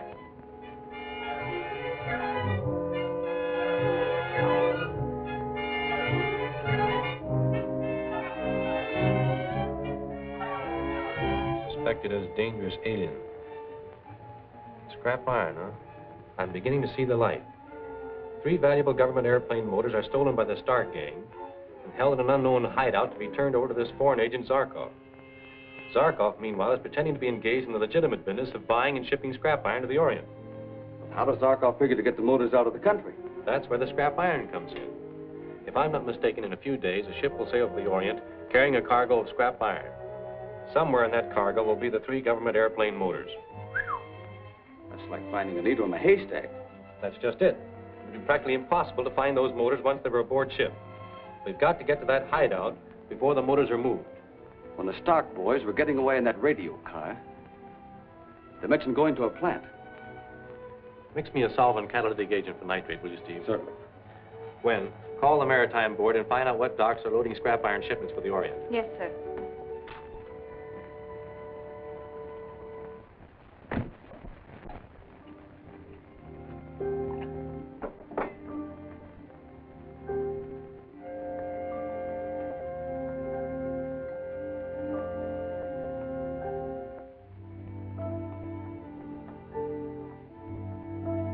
Just as I thought, phosphate.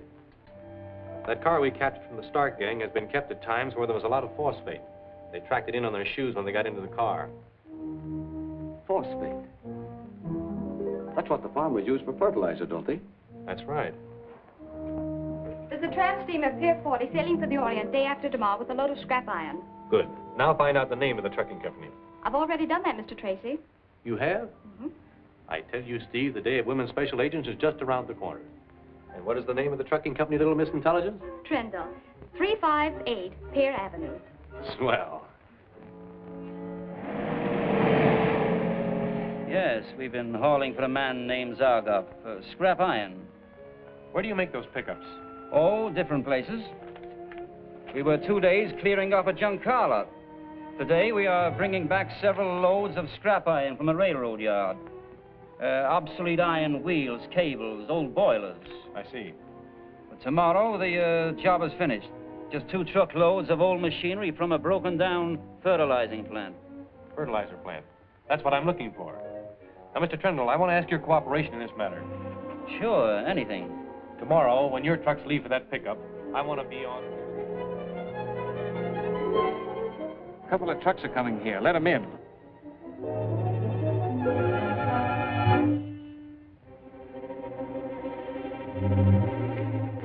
Everything's all set. I think Zarkov ought to give us our cut now. That's what I'm going after. Come on. How about the payoff? When the motors are on the trucks. We'll take the money now, Zarkov. Just as you say, gentlemen.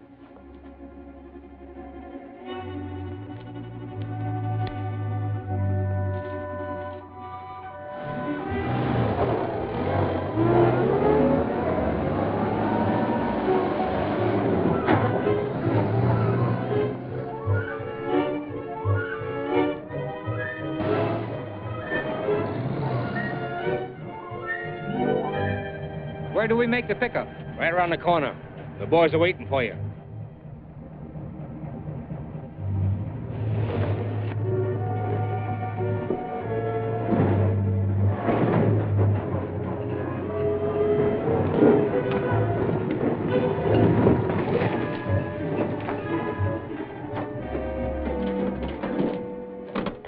Got a match, buddy?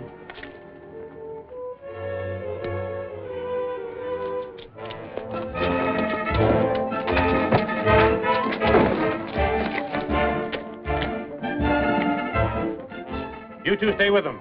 Casey, come along with me.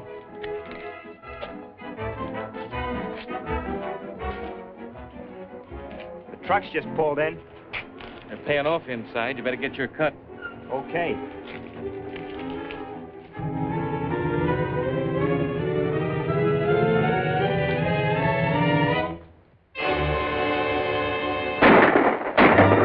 Get them in the truck.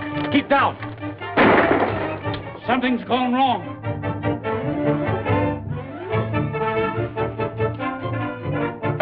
Come on, boys.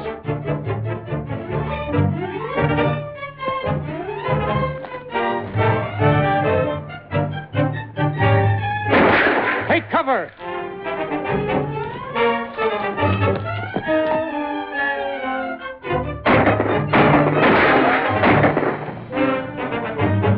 Take cover!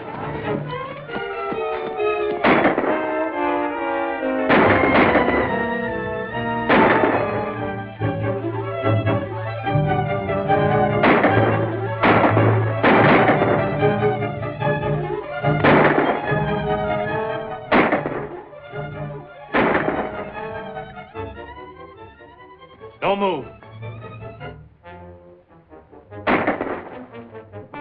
It's a surprise seeing you here, Karsten. Now I'm beginning to understand a few things. Step over there.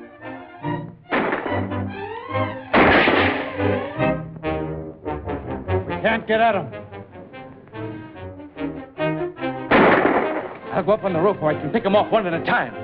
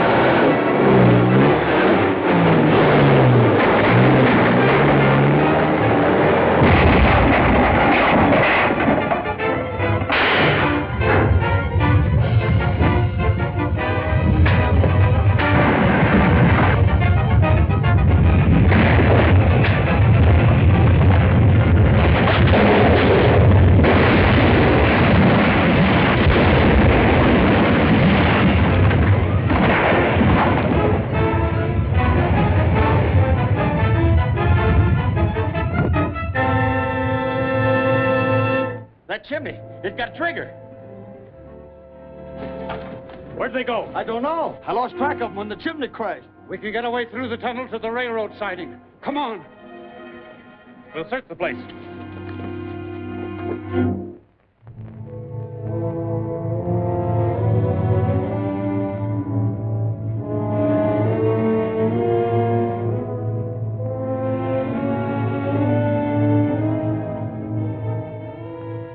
One more score we've got to even up with the G-Man. Well, Trigger got one of them first anyway. Yes, but not the right one. We've got to get Tracy. And I'm for bumping him off now. We'll get our chance one of these days. But right now, we need cash. How's your job with Trendle? Okay, I'm the regular driver on truck number 6. What about your helper? Oh, he's okay. He'll play along. Then we're all set. I'll fix up a note to Trendle. You want me to deliver that note? Yes. And when you do, tell Burton to stick around. In case Trendle calls in the G-Men, we want to know what their plans are. Okay.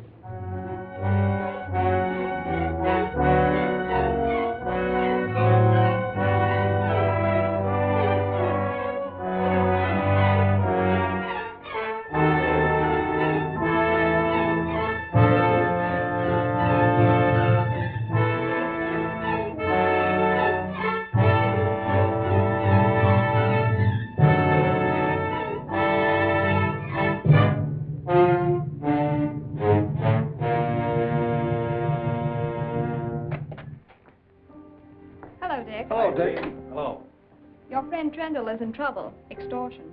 How was this note delivered? He found a pen with a knife to his office door. Any fingerprints? Not on the note. Steve was looking over the knife. Find anything? Take a look. There's a fragment of wood sticking to the haft.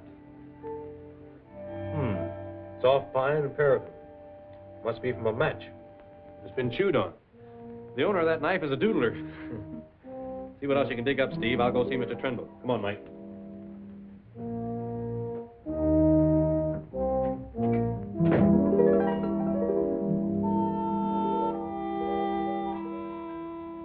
Have you any idea how they intend to carry out these threats? No, I haven't. I have 60 to 100 trucks on the road all the time. They could easily be hijacked or wrecked. The biggest contract I have is with the government to carry supplies to repairmen, reconstructing the Riviera Dam, which is badly leaking.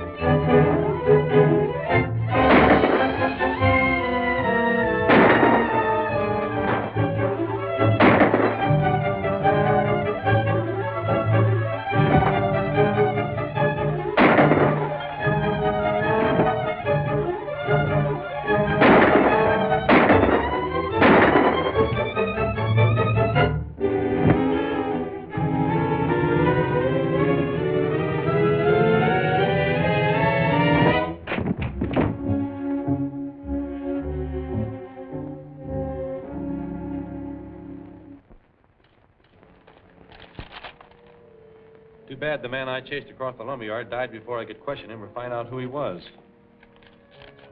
But these things found in his possession might help.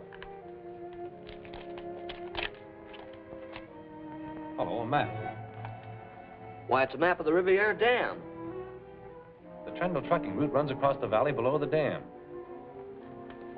And this road leads to the spillway. Anything happening to the Riviera Dam would wash out all the roads. Trendle would be forced to shut down and forfeit his government contract.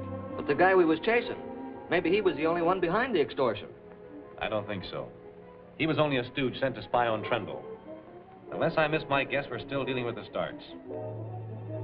Good evening, ladies and gentlemen. This is station KDTR, broadcasting our regular 15 minutes of personal messages. This is a special feature of our station. Our first message is from Mr. L.C. Trendle. The answer is no. The Stark gang may or may not go ahead with their plans. Anyway, I've arranged with Mr. Trendle to ride one of the trucks tomorrow to see what happens. Gee, maybe there'll be some fighting. Can I go along, Dick? No, it's no place for a youngster. Mike, run Junior over to school, will you? Well, that's that. We'll go ahead. You boys know what to do. Now, we can do it, all right. We can put them out of business. What good's that going to do us? Ain't gonna do us any good this time. But we got to let people know we don't bluff. When we make a threat, we mean business.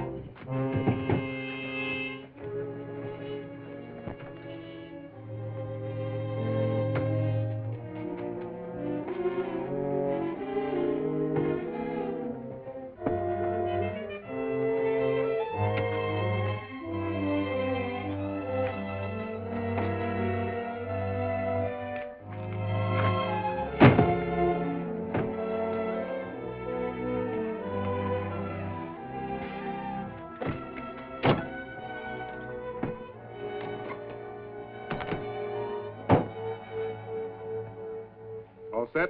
Yeah. All right. Don't lose your nerve. You take the last truck out. Wilson has been driving for me 10 years. He can be trusted. All right, Mr. Trendle. I'll contact you as soon as we reach camp. Thank you.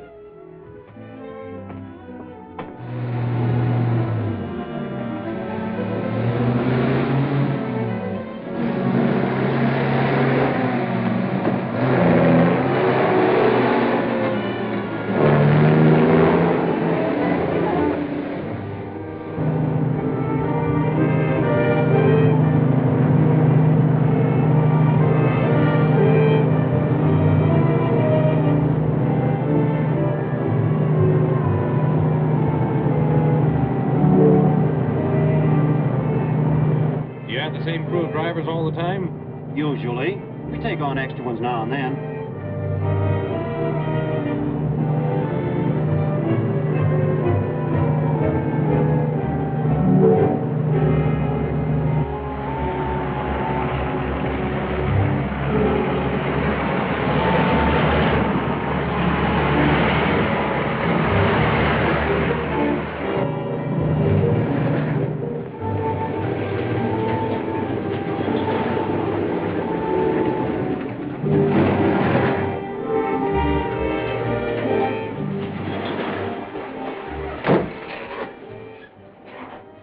What's the matter? I think it's only a plugged gas line. Oh, you sure you can fix it all right?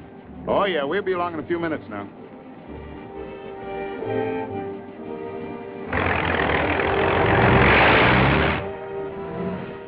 That guy on number 6, is he always chewing on matches? Yeah, when he ain't whittling them. Why?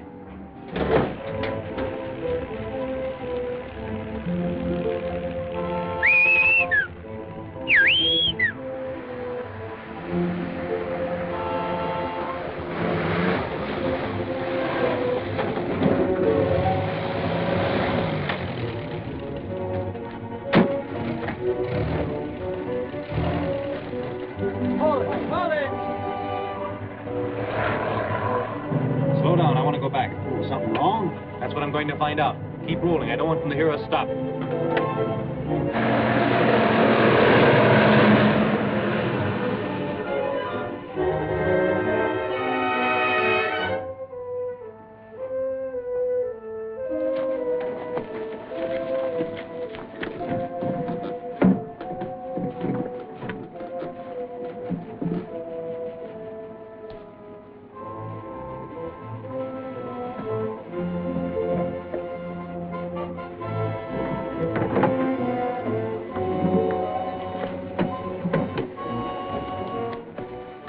This all of the dynamite? Yeah, all you've got to do now is leave the truck on top of the dam and light the fuse. That'll fix Trundle's road for him, all right.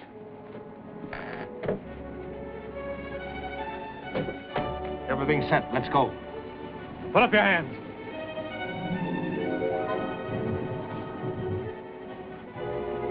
Now turn around.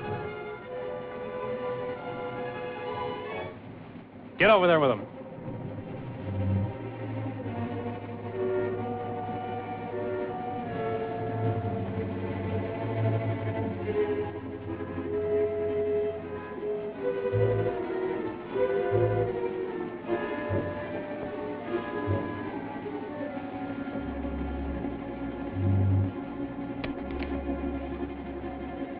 We sure did it that time, Dick.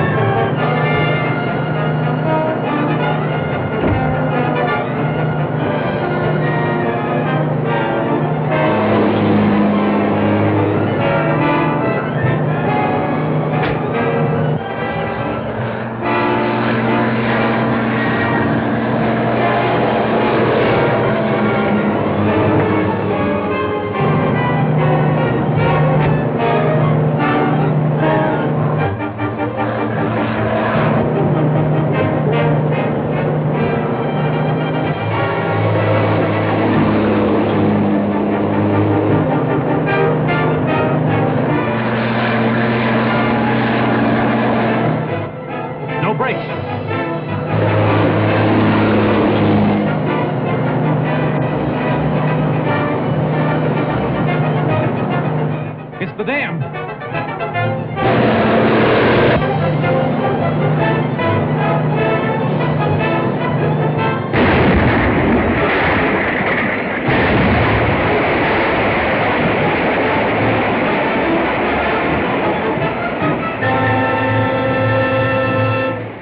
Are you okay? I think so.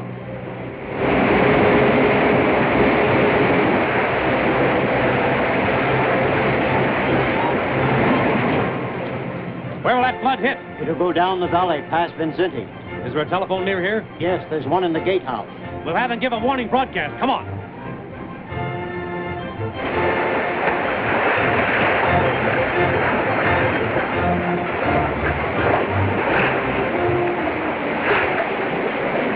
Have the message broadcast over all stations immediately. Okay. Thank you. Come on, Junior. Attention, residents, Riviera Valley. The dam has been blown up. A flood is coming down the valley. Everyone must evacuate that district at once. Hurry. Attention, residents, Riviera Valley. The dam has been blown up. Everyone must evacuate that district at once. Hurry. A flood is coming down the valley. Get out of here.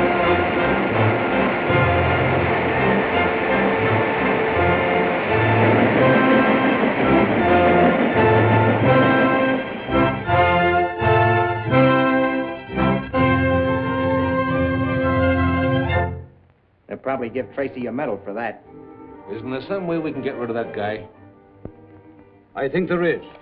Eat that. A representative group of city businessmen will seek interviews today with Police Chief Hutchinson and FBI Supervisor Dick Tracy in an effort to learn whether or not these departments are lax in combating the present crime wave which has struck this city. Well, what's that got to do with bumping off Tracy? He'll be holding this interview today, won't he? Spilling a lot of gab to a bunch of righteous citizens. We can blow the FBI, its records, and Dick Tracy into small bits. Yes, but how? For once, Tracy won't be on his guard.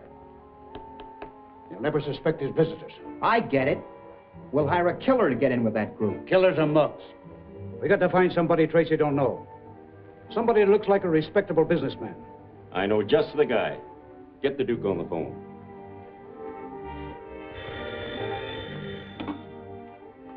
Hello? Yes, this is he. Oh, hello, Stark. That's a cinch. $1,000. No, that's my price. Okay, then, just leave everything to me.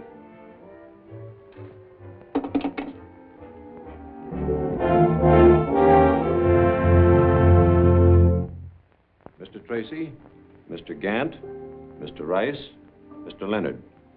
This is Mr. Reeves. Mr. Reeves just joined our party this morning, and we made him welcome.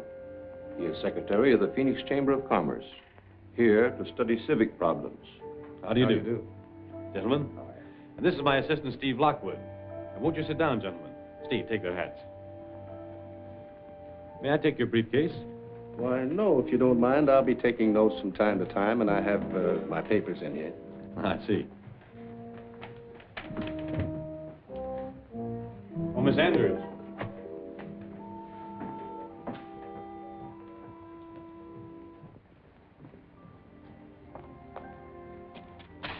Will you take care of this at once, please?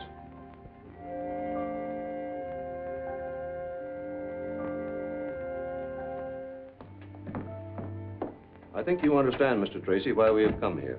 It's not exactly in the spirit of criticism, but the citizens that we represent are very much in the dark as to just what steps are being taken against crime. I understand.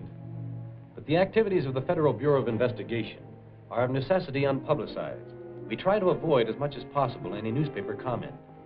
Steve, bring in that tray from the lab, will you please? Yes, sir.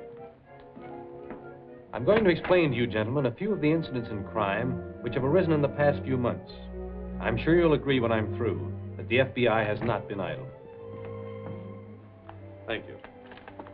Now, this innocent-looking pair of pliers, left at the scene of crime, helped us to recover $500,000 in cash stolen from an armored car, and also permitted us to smash one of the cleverest automobile stealing organizations this city has ever known. We had nothing but a nickname to go on. A nickname and part of a fingerprint. There isn't much to that fingerprint. It'll do. We can identify people from much less of a fingerprint than that. And I'm hoping this print will lead us directly to the Stark gang. We'll shoot this to Washington in a few hours. We'll know all about Snub. That's a funny name. That's his moniker. Moniker? What's that mean, Mr. Lockwood? That's his nickname. If he's a criminal, we probably have that on file, too. Do the G-men know all the crooks' monikers? Well, most of them. Gee. I teletyped to Washington, making inquiries regarding any characters of the underworld using the moniker Snub. Almost immediately, a reply came back.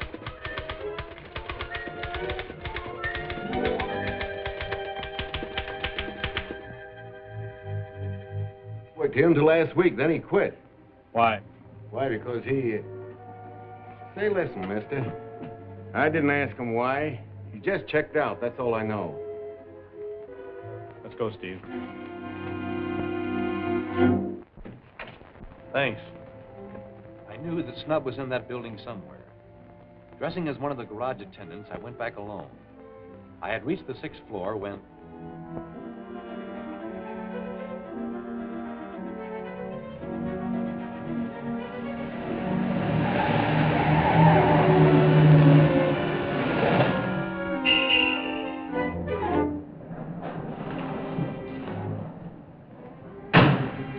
When you get this one changed over, start them all for the dock. Okay. Come on, let's get the money ready.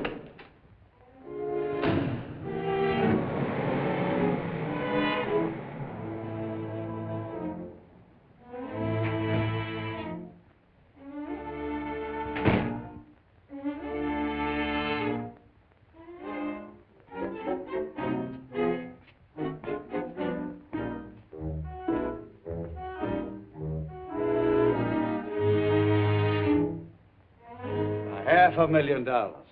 It certainly was a swell haul. Why, that armored car job was just the beginning. Don't move. Put out your hands.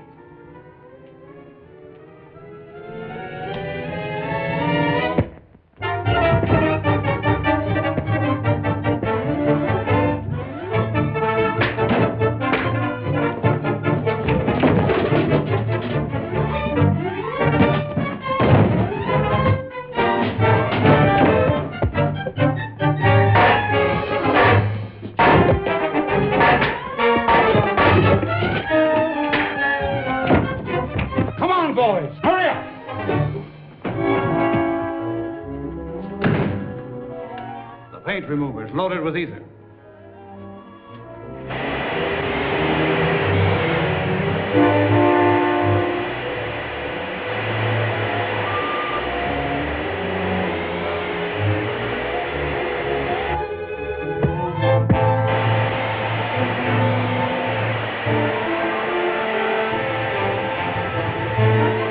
Look out, he's going to shoot. Well, what do we do now? That ether gas won't clear out for hours. Trigger, do! Do, pull that car over the head of the ramp. Don't let that gas get you.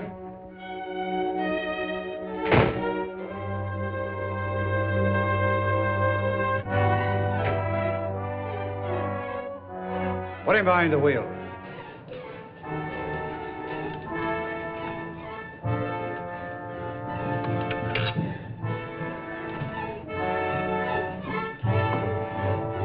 Ramp the wheel over and get out. He'll crack up, and his death will be accidental. Shove it down the ramp.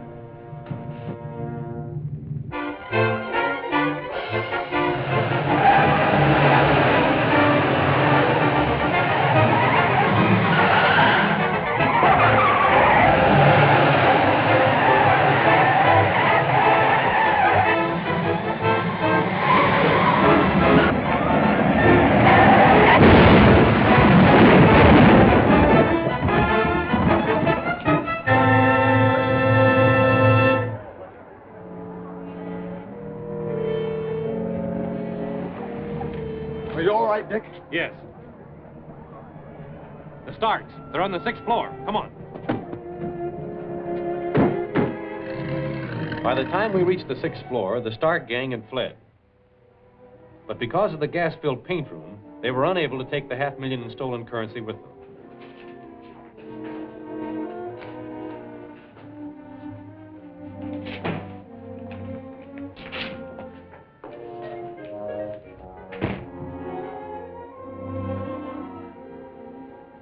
That wall's a fake. There are machine shops on the other side. We'll break it down. They'll be gone before we can break through. They're bound to leave clues. We'll fingerprint the place and take their files and correspondence. You men bring the money. Come on, Steve.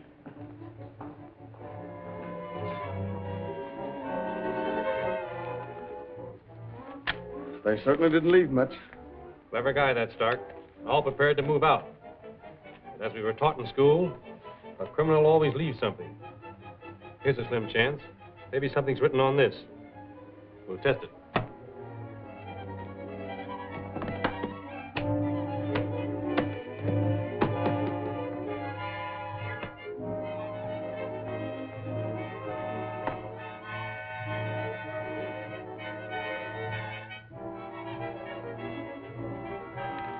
Just the name Baron Kroner. That was our next clue. Pardon me, Mr. Tracy. An important teletype message from Washington. Excuse me a moment, gentlemen. Certainly. Come along, Steve.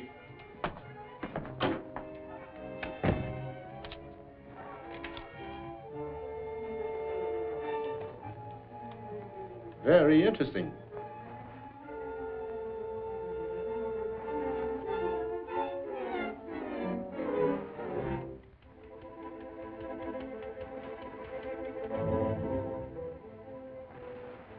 There's no such man as Reeves belonging to the Phoenix Chamber of Commerce. Call it a hunch if you like, but I suspected him of being a phony from the moment I saw him. What's his game? You remember he didn't want to part with that briefcase? Gentlemen, I am terribly sorry. I overlooked an important appointment with the mayor. Will you present my apologies to Mr. Tracy, please? Why, certainly, Mr. Reeves. Sorry you have to go. Thank you.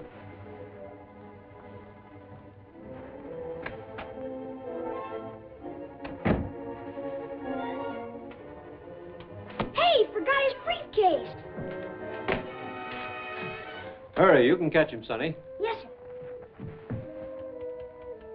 And if there's a bomb in the briefcase, it won't go off while the so-called Mr. Reeves is here. We'll make an excuse to get it away from him and examine it.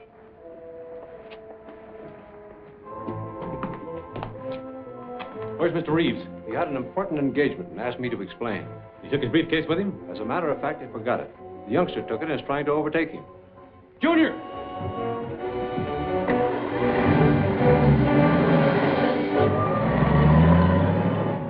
Hey, mister, wait! Hey, mister! Junior!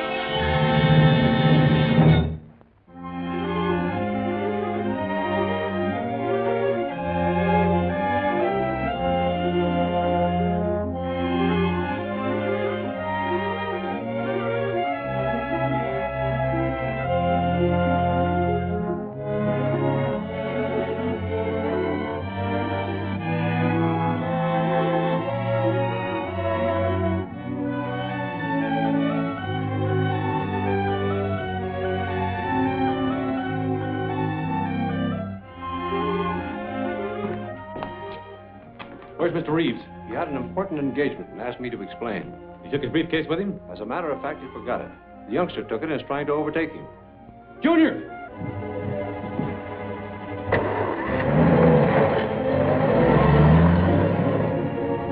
Hey, mister, wait! Hey, mister!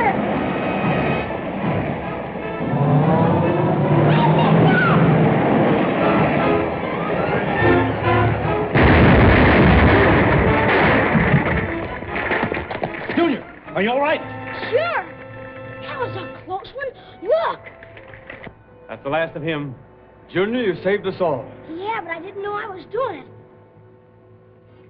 And now for the full report. FBI? Oh, yes, Commander. One moment, please. Commander Grant.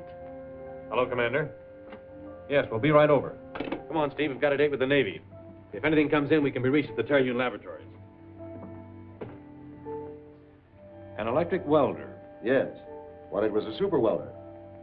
Professor Terhune has been working on it for, Over 2 years now. He developed it for the Navy Department. We tested it last week, and it's perfect. Melts the toughest battleship steel like so much ice. Going to be of tremendous value in putting armor plate on battleships. I read about it in the newspapers. Apparently, others read about it, too. When was it stolen? Last night, about 9 o'clock. I had gone out with my assistant for a bite of supper, intending to work late. When we returned, we found Mac, the night watchman, bound and gagged. Did he get a look at the men? Says the one who tied him had an anchor tattooed in the back of his hand. And this block and tackle? It was rigged just outside the window, overlooking the alley. You see, we're on the 3rd floor here, and we must have come back just as they got it loaded. How do you figure that? The ropes were still swinging when I ran to the window. They must have slid down them when they heard us at the door. Was anything else taken? Nothing was even disturbed. Oh, they knew what they were after, all right. What do you make of it, Commander Grant? I don't like to think it. But there's the possibility that some spy of a foreign power has stolen it for shipment to his country. Where are the plans? Right here in the safe. Then it wasn't foreign spies. They would have taken them. Easier to transport. Guess you're right. But who else would steal it? Someone who wanted to cut a hole in armor plate and do it quickly. Well, there's no time to lose. This is our only clue. A brand new set of blocks and tackle. Steve, phone Gwen. Have her make a list of every hardware wholesaler in town.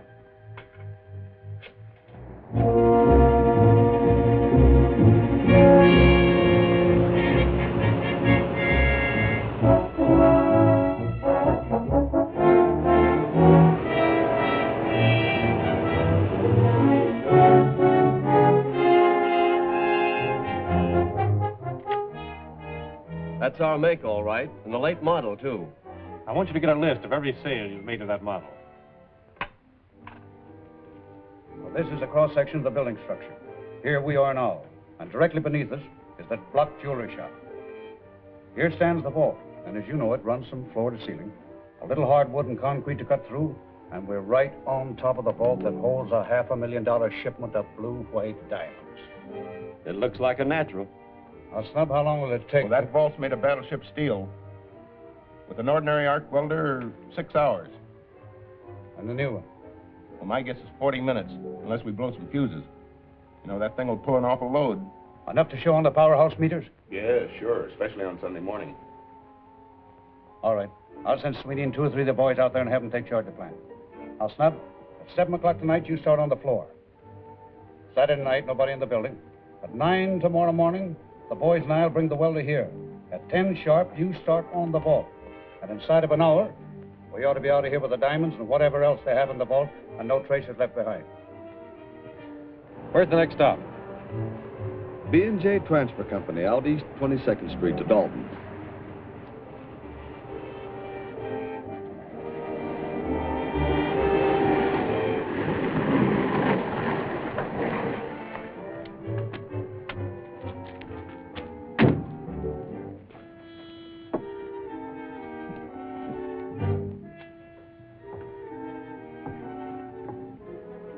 Well, what do you want? Are you? The chief sent me over to see about that roll of the extension cable and those special plugs for the welder. Says you left them out. Say, listen, everything we got at the lab went on that truck with Pa and the boys. Sure about that? Sure, I'm sure. If there's anything missing, they bounced it off the truck on the way. We ain't responsible. Now tell us more about Paul and the boys. What's that? Tracy, FBI. Hey, Jack, G-Man!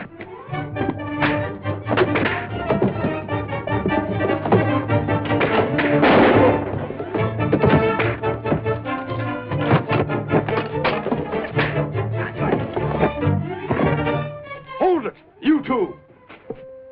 Step up here.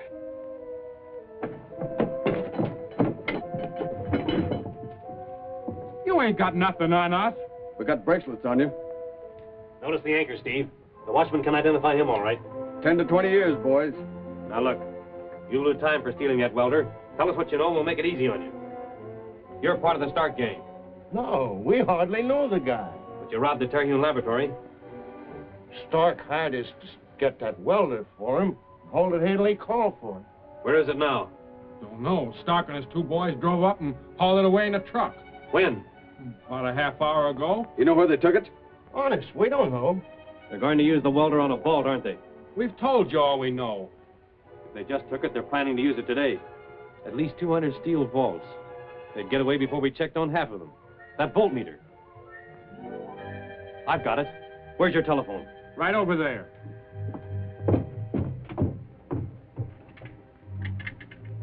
Hempstead 5880. Dick Tracy, tell me, would your welders be likely to pull much of a load in operation? Yes. Very heavy amperage. And would that load be likely to show on the powerhouse meters? Almost certain to. Thanks. We may have it back for you tonight. Come on, Steve. Where to? The power plant. We'll drop these boys at the Crescent Heights police station on the way out. Come on.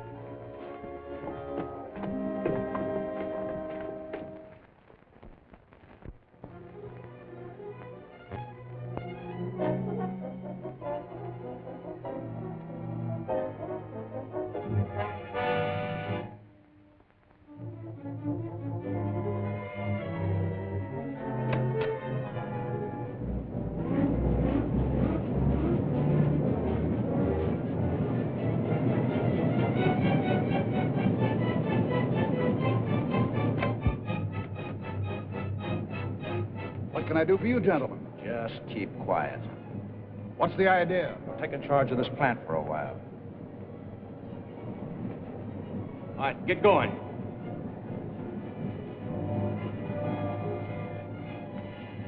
Take him up the locker room. Tie him up good and safe.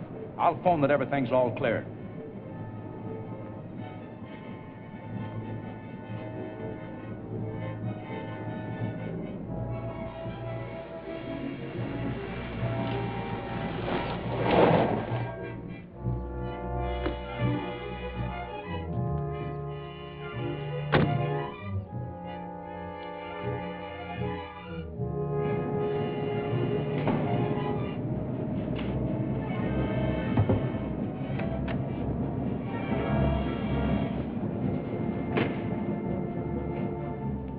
From the Federal Bureau. We'd like to take a look at your load charts for the past week. All right, help yourself. There are the files.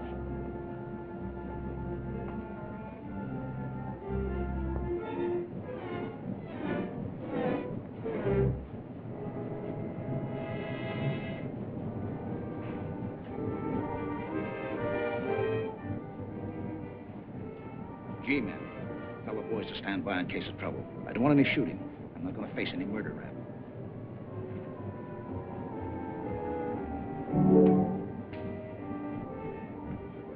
This is what we want. Take us to the main switchboard. What are you fellas after? Just investigating. Which way? I'll show you.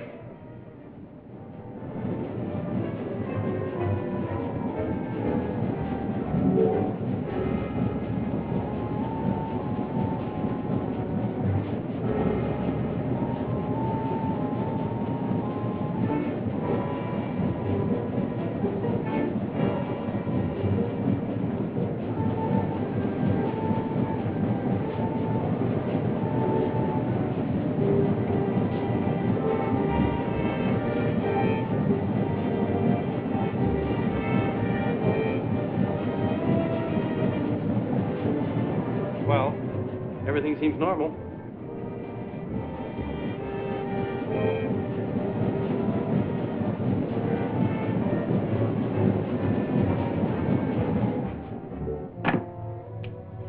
Well, we're all ready. Let's go.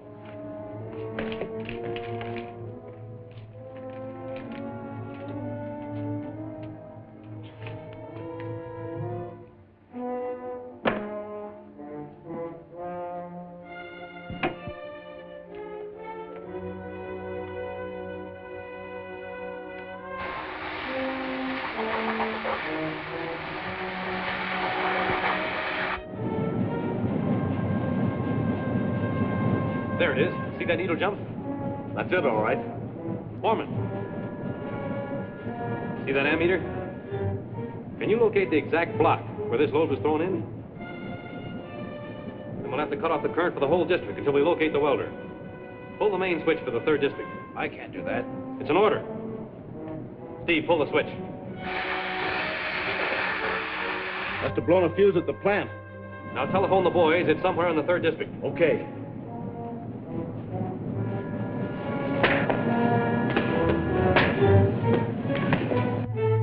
There she is.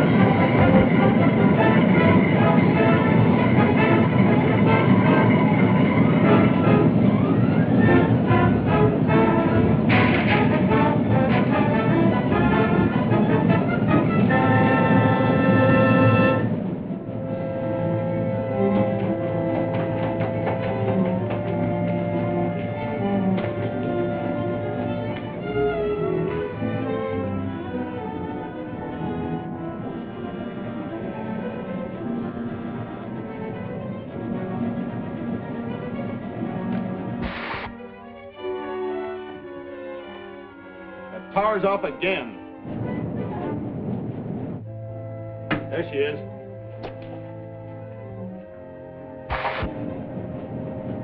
Found it. Thanks. I'll see you later. Tracy calling headquarters. Tracy calling headquarters. Go ahead, Dick. The Starks are operating in the block bounded by Main, 4th, Severance, and 5th Streets. Have all agents surround this block immediately. That is all. Calling all special agents. Calling all special agents. Surround block 19. Surround block 19. Calling Tracy. Calling Tracy. Tracy answering. All available agents are converging on block 19. Message received.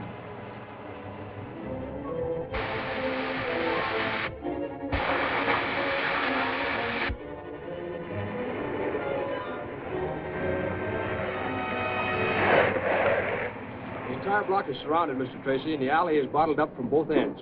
Fine. If the Starks are here, we'll get them. What stores in this area might be worth robbing?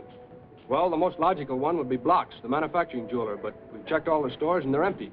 They wouldn't be in the stores. It's too open. They'd either enter the vault from above or below, where they could work without being seen. We'll take a look in the building. I'll take the upstairs. Steve, you take the basement.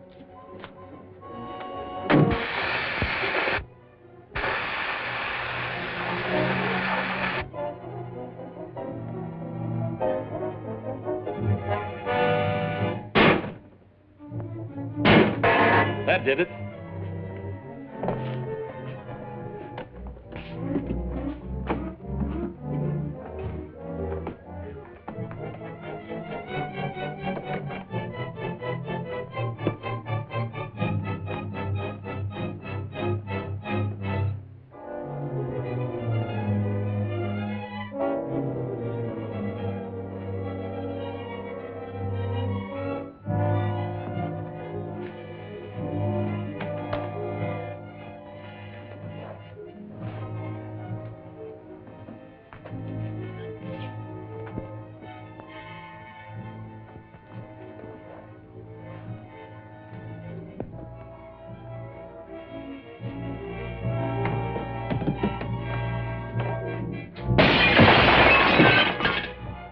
Don't move. Back up. All right, turn around.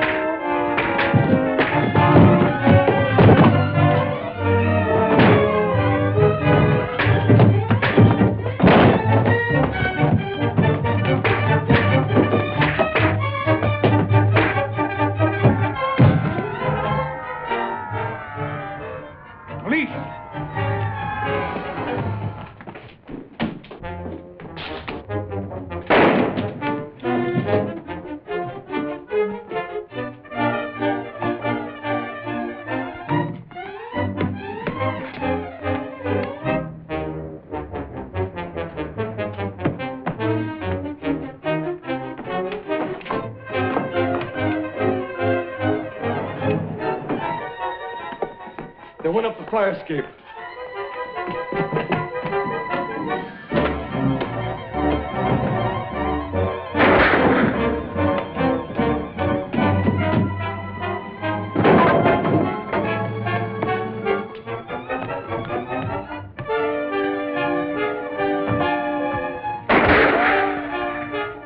No use. They had their escape planned.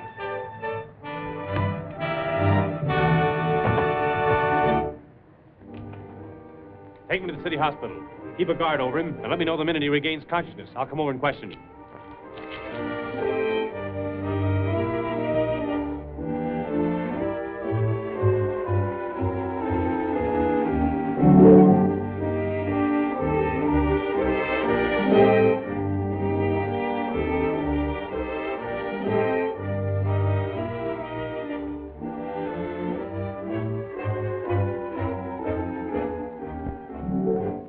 He's going to live. We can't let him stay there. The rat'll squeal. There's not much we can do about it. They've got cops, reporters, and photographers all over the place. Tugglers? Sure, why? Get Jake and Blackie and dress them in intern outfits.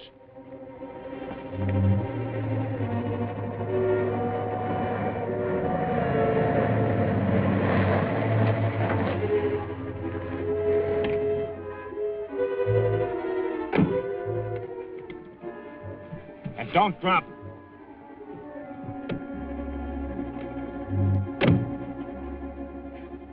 Not much time left. I wish you'd hurry.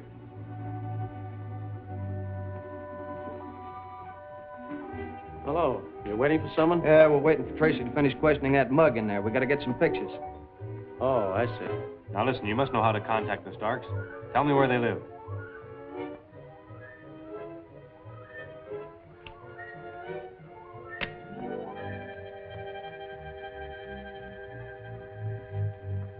Maybe you can tell us about that guy in there. Is he going to pull through? I don't know. We just came on duty. You'd better wait a while, Mr. Tracy.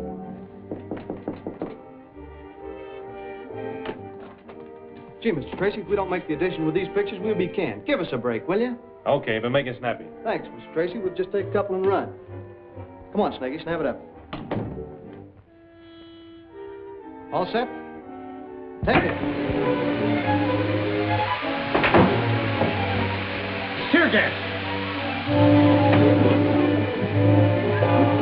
This window, let's open it.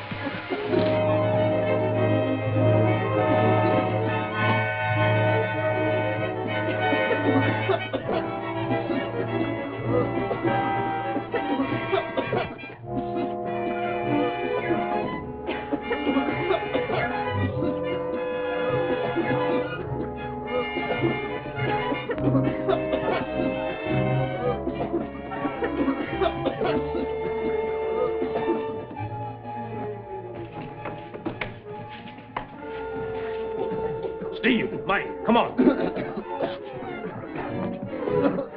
It's locked. He's gone.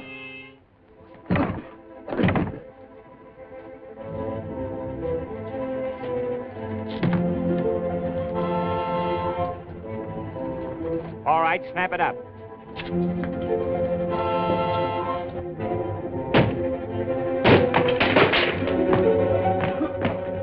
Downstairs, quickly.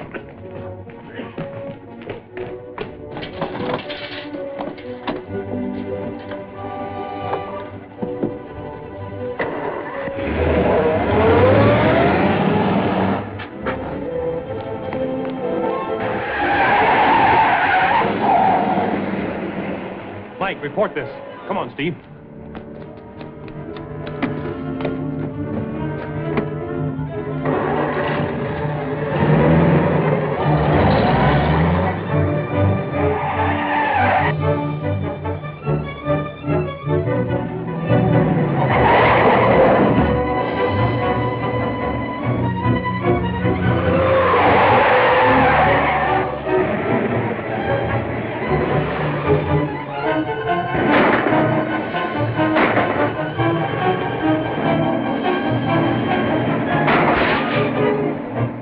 Followed. Well, stop. Okay. We're gaining.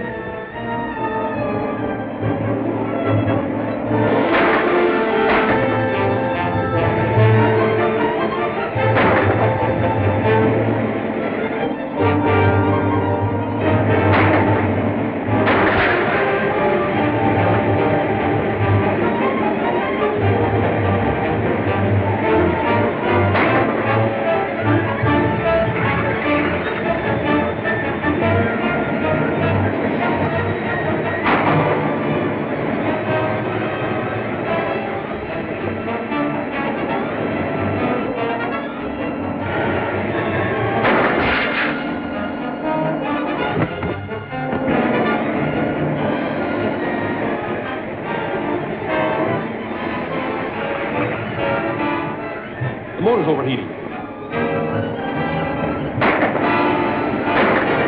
We'll try to pull alongside.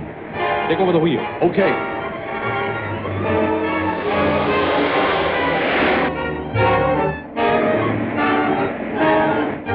Get back there and pick them off.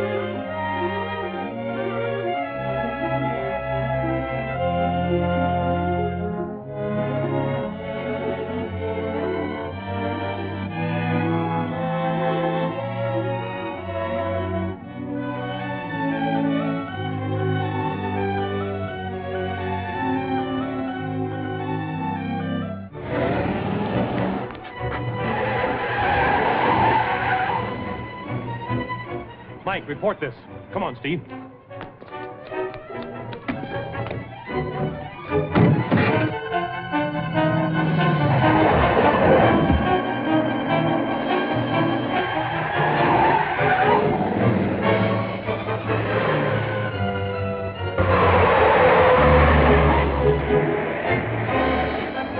Dude, we're being followed.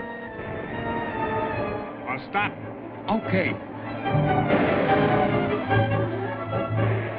We're gaining.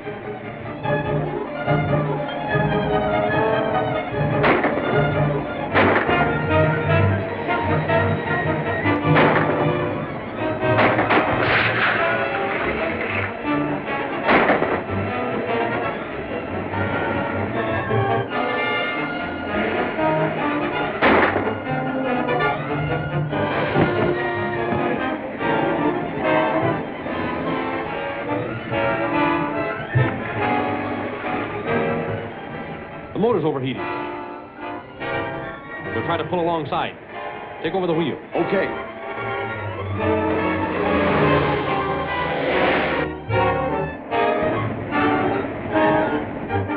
Get back there and pick them off.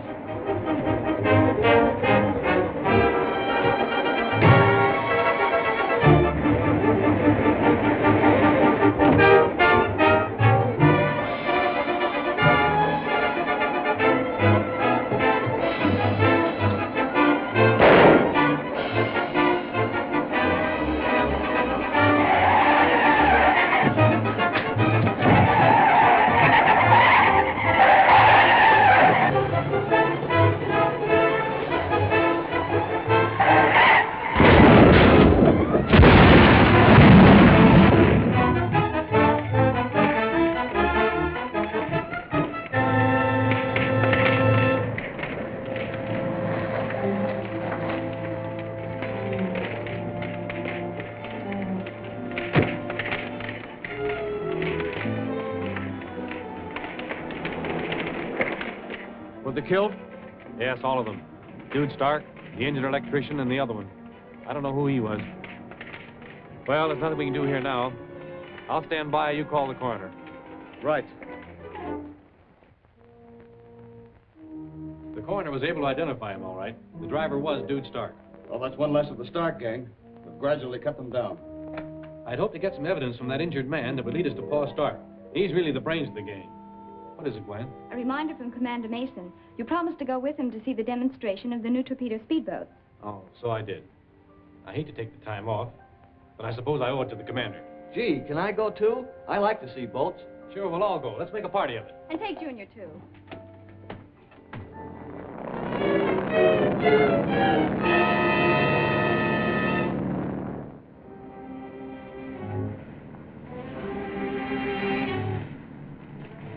They're the fastest naval craft afloat, and my government is willing to spend plenty to secure one of them.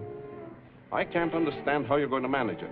Listen, Crooker, my sons and I have handled bigger jobs than this. But during a demonstration, with all those witnesses, I can't see how... Wait. And see.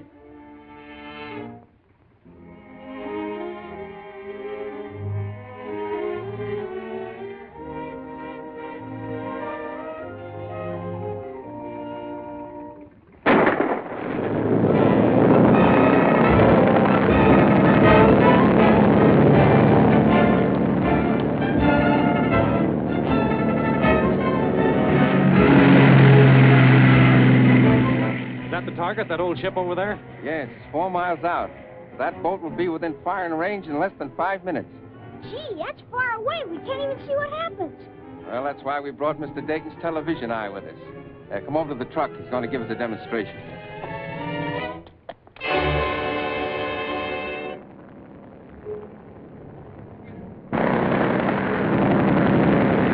Be ready for her when she comes back.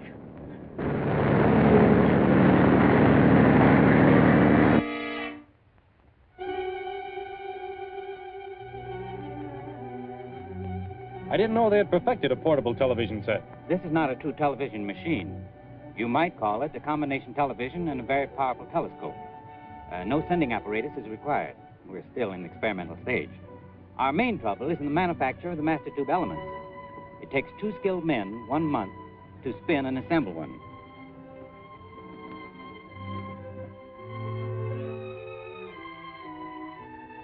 By changing the adjustment, we can focus on an object at any point. Or we can broaden the field and take in a larger area on a smaller scale.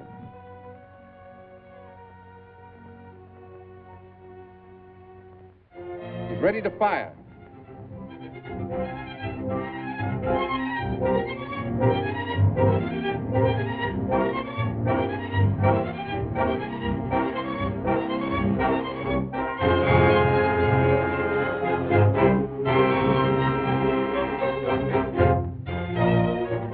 Perfect hit. That certainly was quick work. Yes, very good.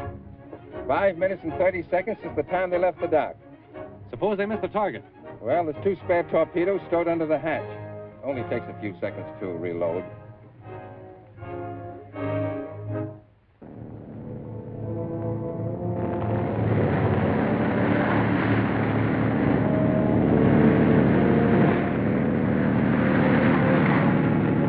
She's coming back. Let's go.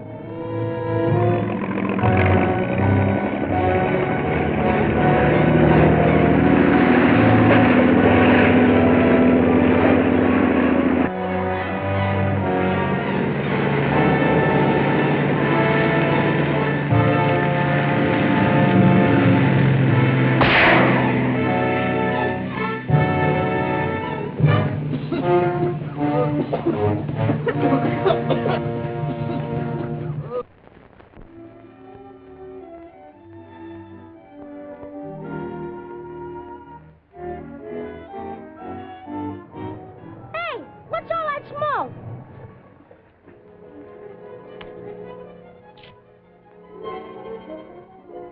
Mr. Dayton, start that machine again.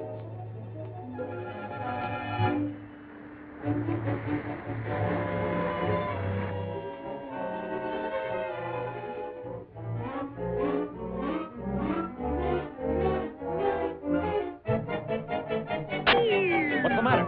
The master tube blew out. It'll take 20 minutes to put in the spare. If you fix it, try to follow the other boat. Come on, Steve and Mike, we've got to rescue those men.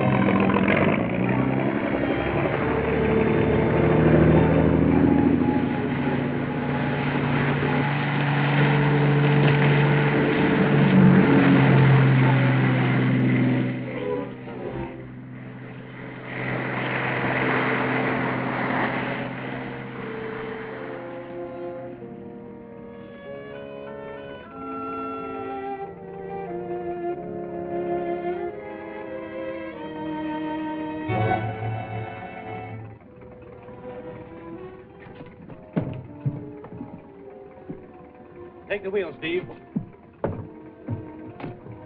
I'll have a look at that other boat.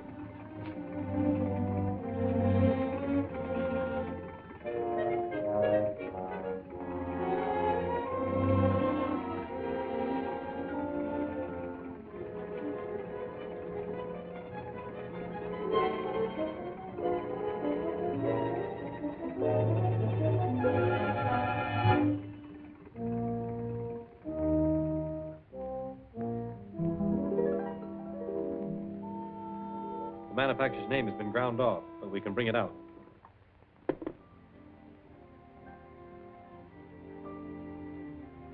Draper Gas Company, 640 F Street. Manufacturing poison gas calls for a federal permit. I suppose the thing to do now is look over the Draper plant. Yes, and while we're looking over things, how about the Dayton's eye machine? That's right. He said we could use it any time. Well, come on.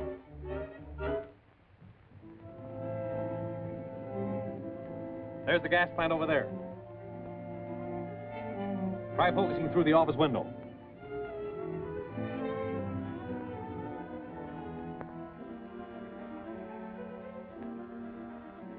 That's Kruger, the international spy. Can you focus on that map? I'll try.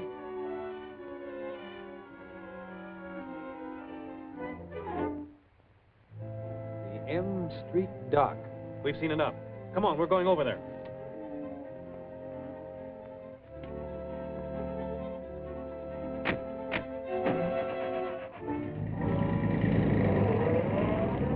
Now you know where the torpedo boat is hidden. Tonight you will deliver the gas there. Very well, Mr. Kruger.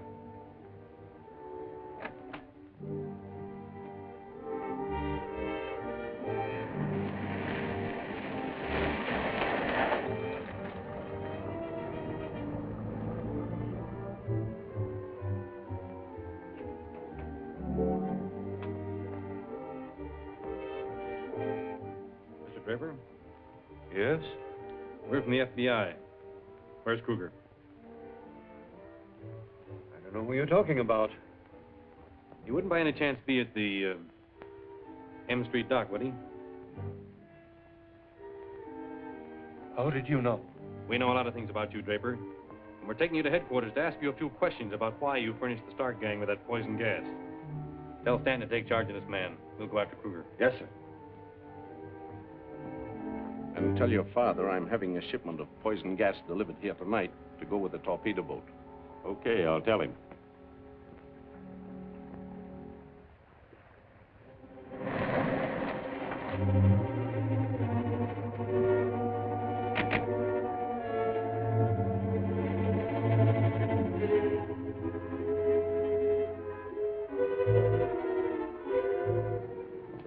All right, boys. Put up your hands. Turn around.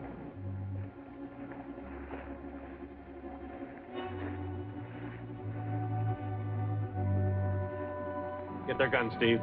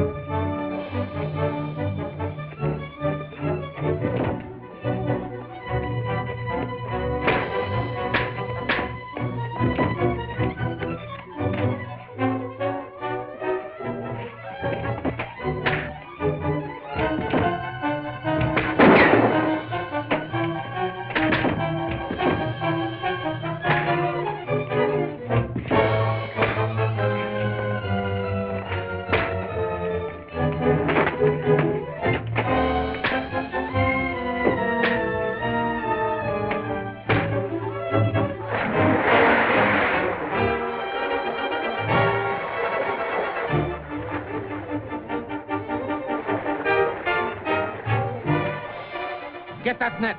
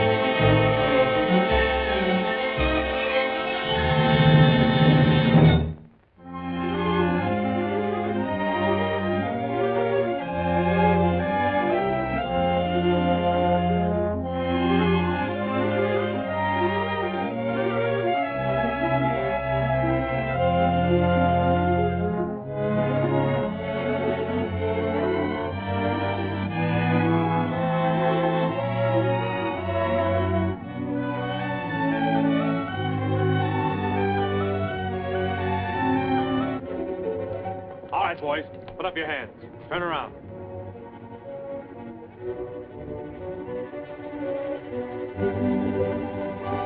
Get their guns, Steve.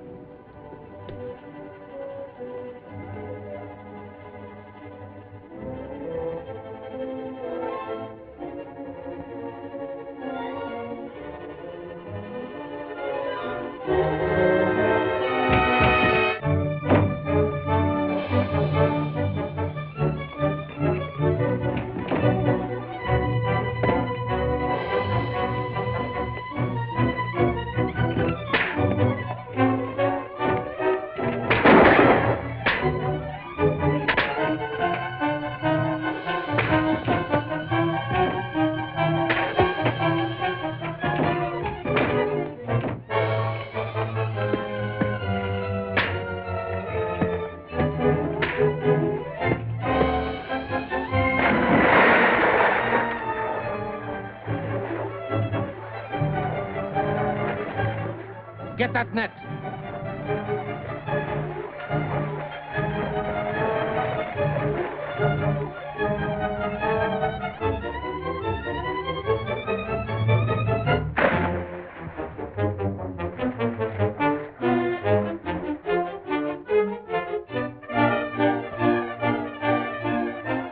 We better scramble. The cops will be here in a minute.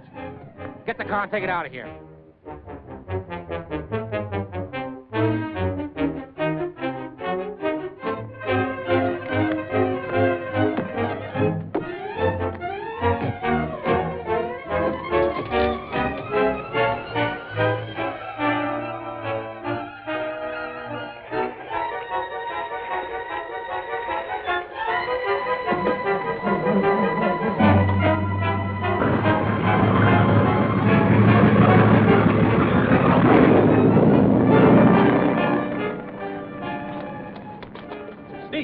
Steve, are you all right? Yeah, I guess so. Just knocked cold. They got away, huh? Yeah.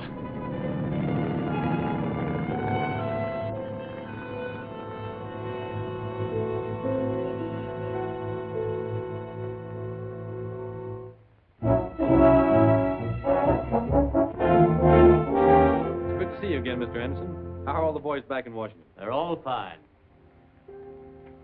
Of course, they wonder a little bit if Dick Tracy isn't slipping in regards to cleaning up the Stark gang. I guess a lot of the boys would like to get their teeth into the Stark case. They certainly would. The theft of the torpedo boat has me worried, Mr. Anderson. We haven't been able to get any leads as to where the Starks have taken it. All in good time, Dick. I'll wager that before evening you'll know where the torpedo boat is. In the meantime, tell me some of the facts you've run up against in tracking down this Stark gang. Well, we've been able to reconstruct most of the details of the $500,000 armored truck robbery which cost the life of Agent Merton. I remember the day I gave Ron his first assignment. No time like the present to go to work, Ron. The Ward Trust and Bonding Company has just requested a special agent to accompany $500,000 across town. Your first assignment. You'll find the details on this card. Right. I'll pick you up at that bank and we'll take Junior back to school. Okay. Yes, sir.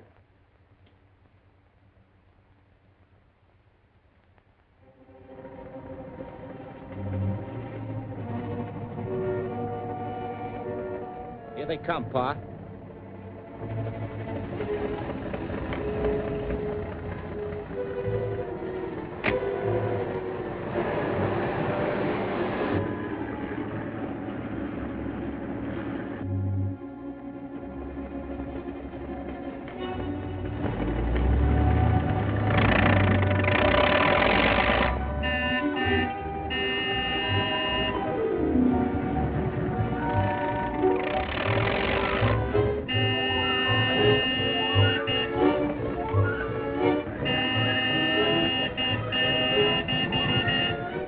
That van up ahead must be deaf. Yeah, you better turn off this alley at the next intersection. But, sir, we're not supposed to leave our specified route. I know it. But I have a hunch this is not on the level.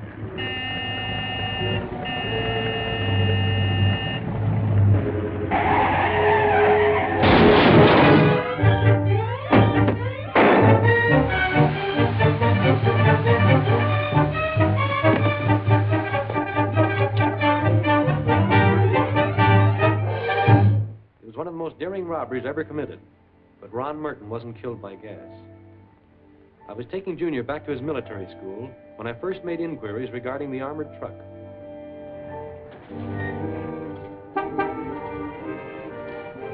Hello, Mr. Tracy. Hello, Malloy. The word bonding shipment arrive yet? No, sir. It's about 8 minutes late. I was beginning to wonder about it. I'll check back over its route. If it doesn't arrive in 5 minutes, send out a general alarm. Yes, sir. What's the matter, Mr. Tracy? I don't know, Junior, but we're going to find out.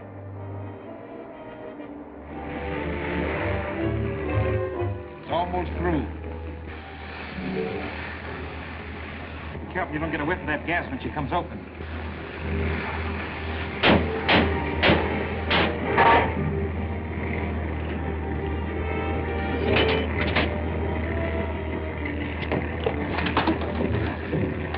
Get over.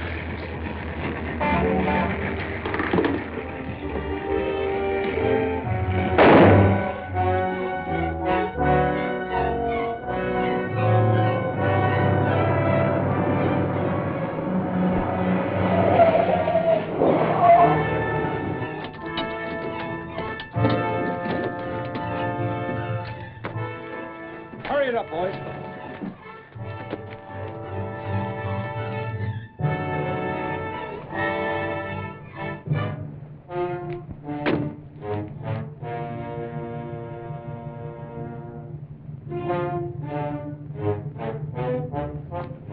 Something is wrong, Junior. The presence of that abandoned truck convinced me that something had happened to the armored car. I backtracked and inquired of various people. The only car that's come out of this alley in the last 15 minutes, Mr. Tracy, was a Whiteman storage van. Which way did it go? I believe it went down that way. Thanks.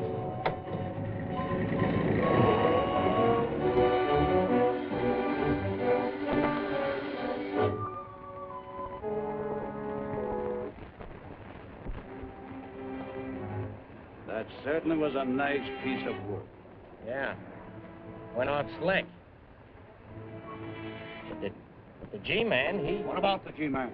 You didn't figure on gas masks. Well, come on, what happened? Don't worry. You won't cause us any trouble. Kid plugged him. He had a gun on Champ and me. I suppose you made sure he was dead? Well, he dropped without making a sound. Did you make sure he was dead? How do you know you haven't left a witness behind who can identify you all? Slow down. What are you doing? I'm gonna make sure of that G-man. The kid'll get him. Drive to the city dump. Why, hello, kid. I'm not the kid. Now get going. Sure.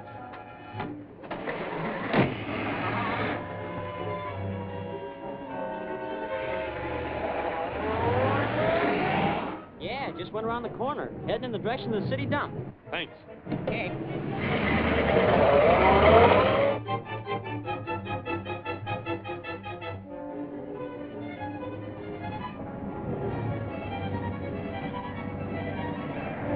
Slow down. That's the man I'm supposed to meet.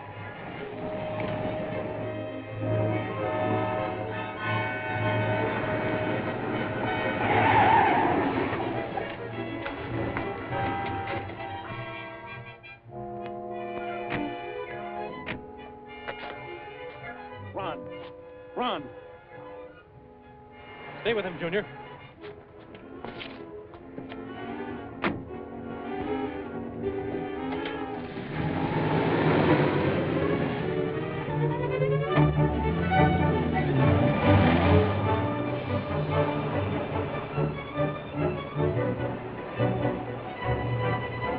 That car catches us, I'll blast you.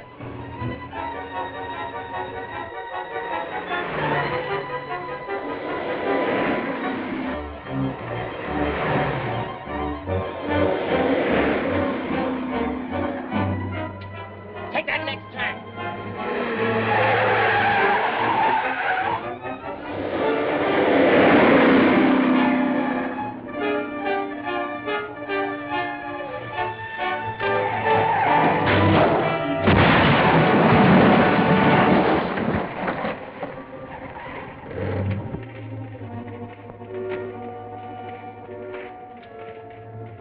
Anybody see what happened to the men inside of that cab? It burst into flames before I got here. Maybe that man can tell you. He was the first one here.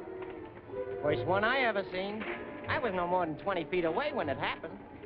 What about the people inside? Poor fellas, they never had a chance. The driver still seemed to be conscious. I tried to get to him, but suddenly the cab was a mass of blazing flames. You live in the neighborhood? No, I live over the other side of town. I just happen to be walking this way today. You know, the old business, looking for a job. Quite a walk. Yeah. Especially with a broken ankle. You'll be needing a doctor to fix that fracture.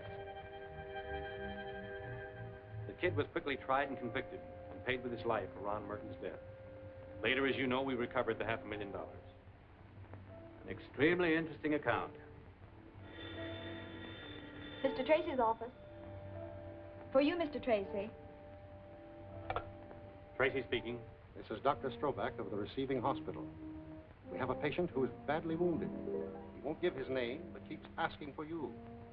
Says he has something very important to tell you about a torpedo boat. You better hurry. He hasn't long to live. I'll be right over. You and your vet, Mr. Anderson. We've got a lead on the torpedo boat. Come on, Steve. We've got to get to the receiving hospital. Let's go. My government offered $50,000 for the torpedo boat. The Stark gang stole it from me during a demonstration. Then the same night, my government cabled me to cancel the deal. I had no money with which to pay the Starks. They shot me and left me for dead.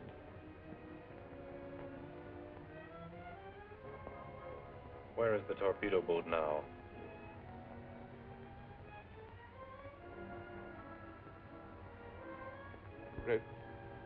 Red Hook Channel. Abandoned ship. By the...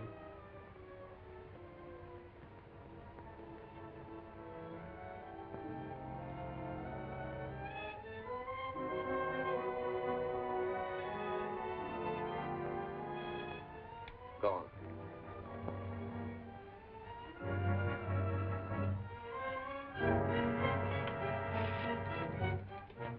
FBI headquarters, please. Hello, Tracy speaking. Send all available agents to Red Hook Channel. That'll look for an abandoned ship grounded there. Lockwood and I will go on ahead.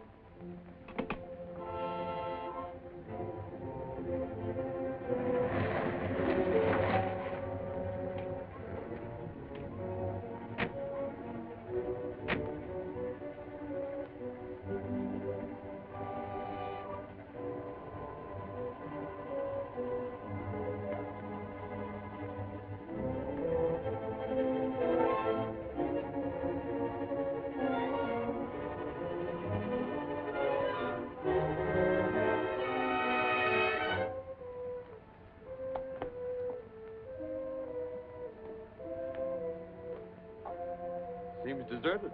Yeah. We'll have a look around. You check the forward deck. I'll go aft. Right. There's enough explosive in one of those to sink a battleship. You think we ought to leave them in this boat? Well, there isn't anything else we can do. Let's get out of here.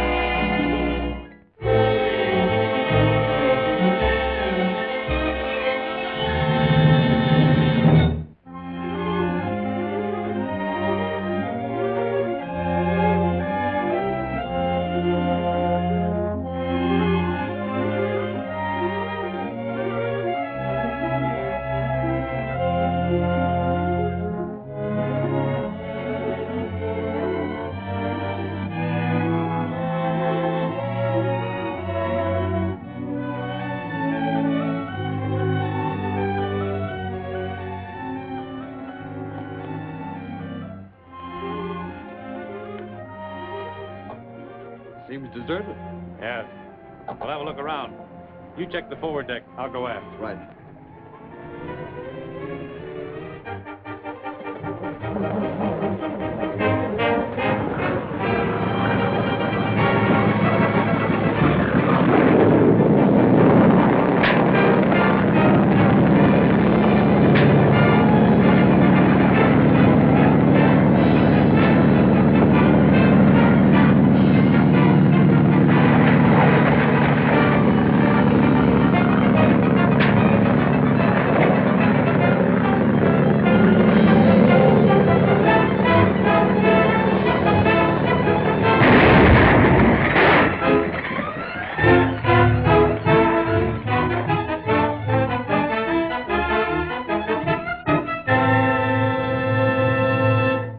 Your last sentence was, after the explosion, we searched the waterfront.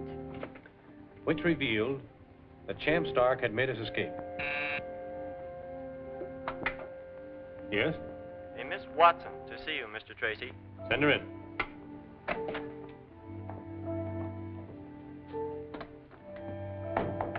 Mr. Tracy?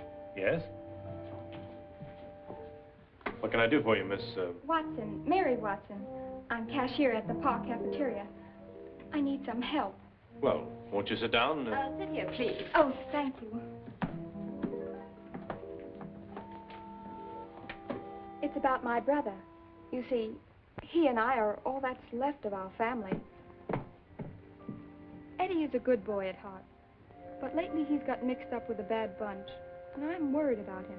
Well, I can sympathize with you, but I don't quite see how I... I've heard so much about you, Mr. Tracy. I felt if you would just have a talk with Eddie, I'm sure he would listen to you. Tell me, has he mentioned the names of any of the men he's been associating with? He's spoken of Gilmore and Stark, and one or two others. I forget just who they were. I'll be glad to help you. When can we have a talk with your brother Eddie?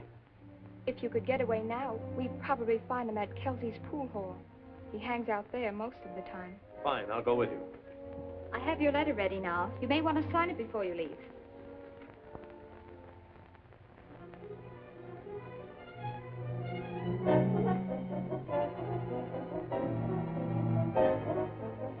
Oh, yes. Thank you very much.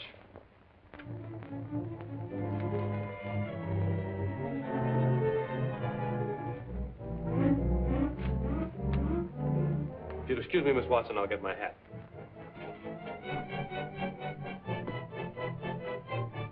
You're wise to put on that bulletproof vest. I'll stall to give you time to get downstairs. Keep us in sight all the time. Have Gwen round up the entire staff and stand by. We may get action today. Sounds like a swell little frame-up to me. Yep, the Starks are really on the warpath. Good luck, Dick.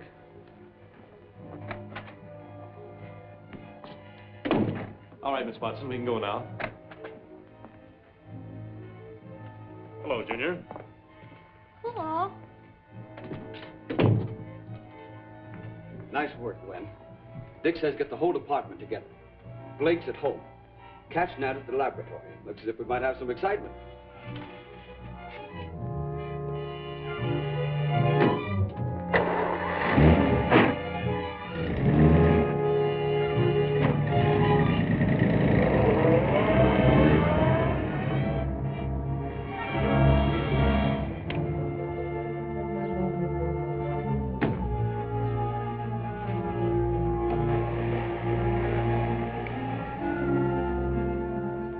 What's up? You're just in time. You drive.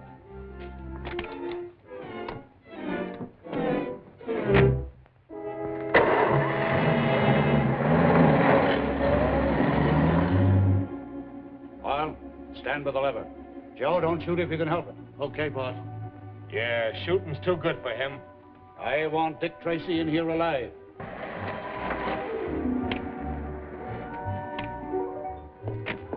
Is Eddie here? He's probably at Manny's place.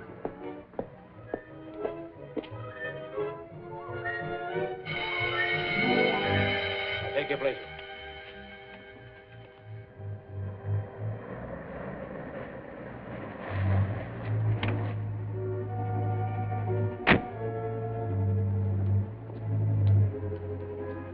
Gloomy old neighborhood. Sure is. Don't know why Eddie hangs around here. Where is this Manny's place? Just past the corner.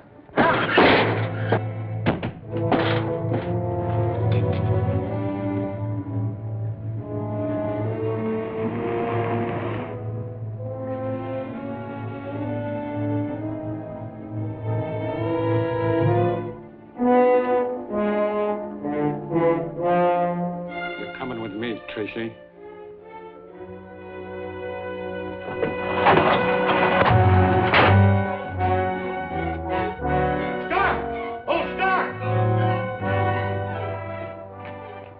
I couldn't help it, I tell you. He slammed the door right in my face. So he slammed the door in your face, eh?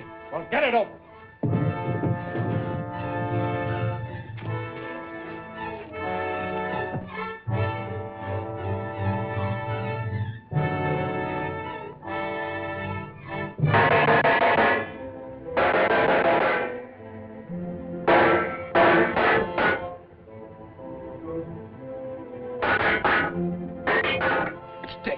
The SOS. How do you get this?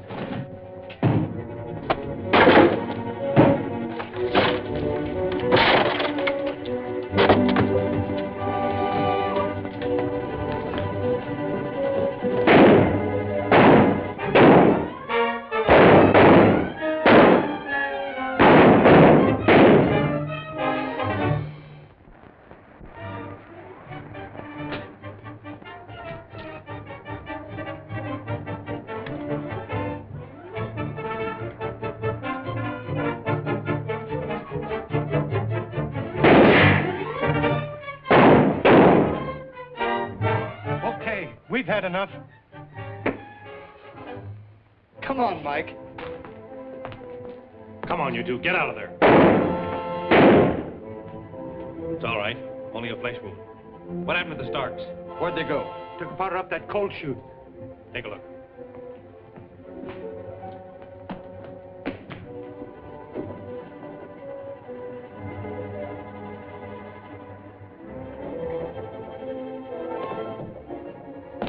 Made a clean getaway. Must have taken my car. It's gone. All right, get going. It's just a case of dressing, but I advise you not to use the arm much for a few days.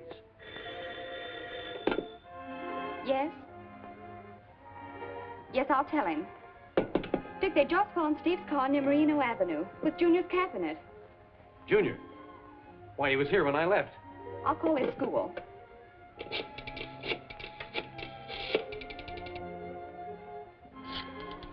Now remember, you say just what I told you.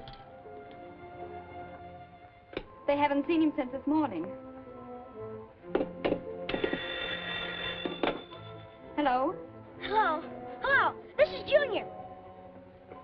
Hello, Tracy speaking. Hello. Junior, where are you? Junior! I'm with Mr. Stark. Junior! Now listen, Tracy, I've got the kid, but I'm willing to trade him for you. Now here's what you do. You leave your car at Dobbs' Corner and start walking up the old Mill Pond Road unarmed and alone at exactly 1:30. It's your only chance. And try to trace this call, wise guy. What's happened? What's the matter? Junior's with Stark. And he wants my life as ransom.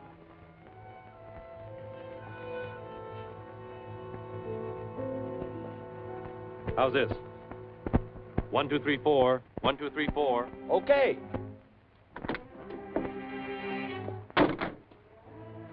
It works swell now, Dick. We can get every word you speak. Stark certainly picked a swell spot for this exchange. No one can get near Mill Pond Road without being seen from the hills. I'll give you the directions as best I can. Well, so long, Dick. The best of luck. Thanks. I'll need it.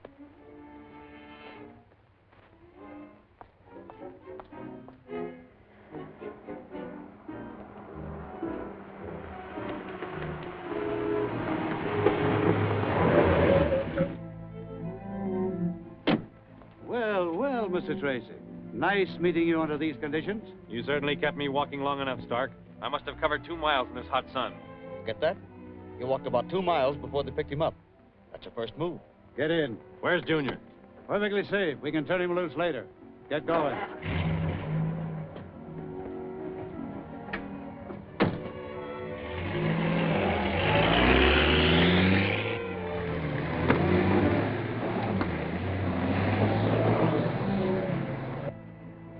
Pretty country, these hillsides. You picked a nice spot for a hideout. They turned him to the hills. Yeah, this is working swell. Yeah. I've never been up this way before. Your first and last trip, huh?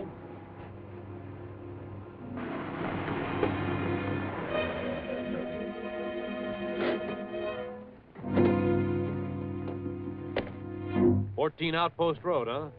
Is that where you have Junior?" Yes, you can see him inside. Get that? 14 Outpost Road. We've taken good care of the kid, Tracy. We'll let you have a visit with him before we turn him loose.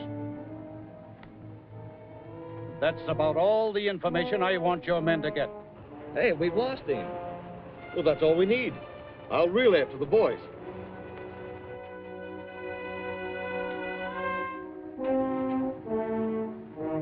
All set. Drive on.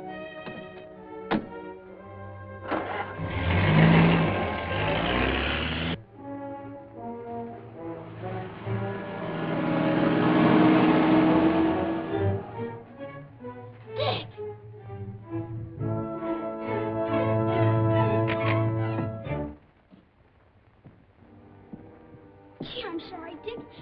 It's all my fault. If I hadn't got into Steve's car, everything would have been all right. Take it easy, Junior. Everything's going to be okay. You did the right thing. What's the matter? You're hurt. Just a scratch. Now, look, youngster, I want you to go now. We can finish our business after Junior's gone, can't we, Stark? What do you mean? I mean, the kid will be twice as useful to me when you're out of the way. Get in that room.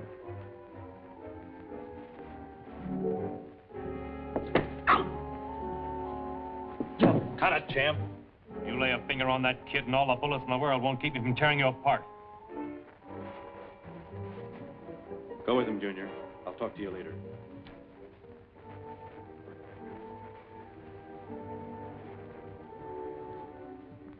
Hey, you had the champ buffalo, Tracy. It's too bad you're on the other side of the fence. I could use a guy like you. Get in that room. We'll finish our talking there. Say, that G-Man's a pretty tough monkey. Tough? Wait till you see his face when his pals get blown to bits. We've got TNT planted under the other cabin. They'll think we're in there. In fact, they're on their way now. And 2 minutes after they open that gate and trip the switch,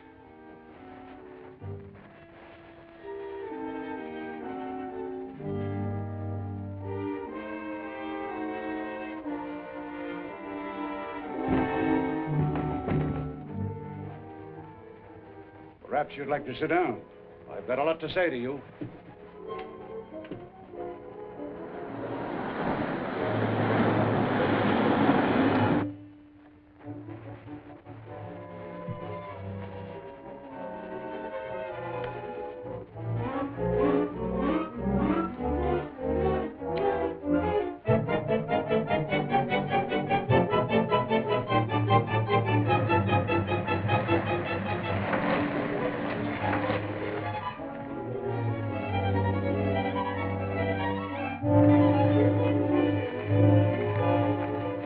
While it won't bring my 4 sons back to me, I'll at least have the satisfaction of sending you after them. Now get over to that window.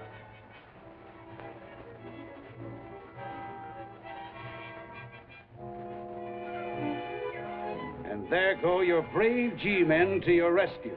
When they find that place empty, they'll head up here. Yeah, that's why you're wrong, Tracy. I've told you nearly everything I wanted you to know. There's nothing left now but the wind-up. Steve. And that finishes your G-men. Now, Mr. Tracy, step back from that window. One more little matter to attend to, and you, Mr. Dick Tracy, will never bother me anymore.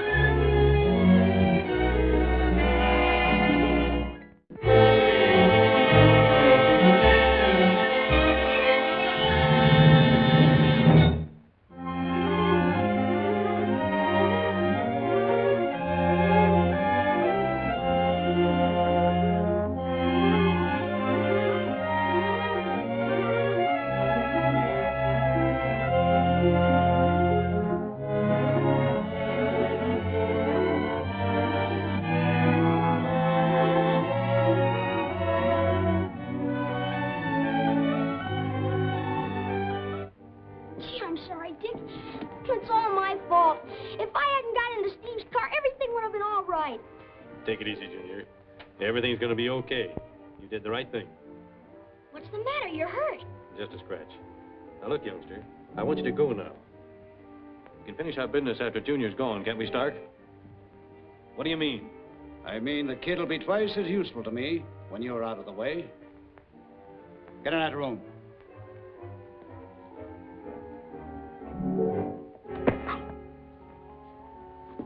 Cut it, champ. You lay a finger on that kid and all the bullets in the world won't keep me from tearing you apart. Go with him, Junior. I'll talk to you later.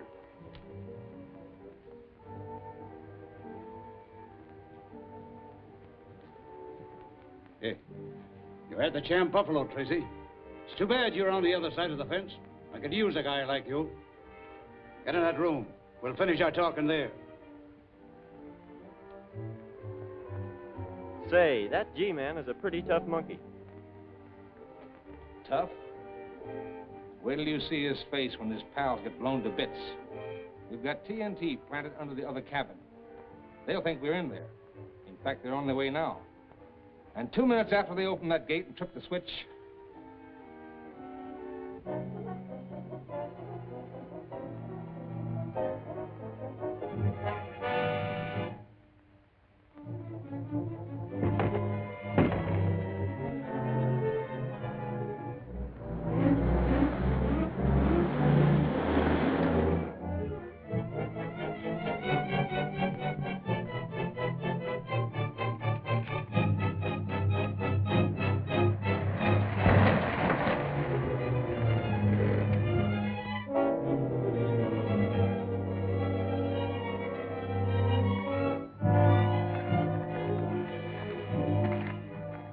While it won't bring my 4 sons back to me, I'll at least have the satisfaction of sending you after them. Now get over to that window.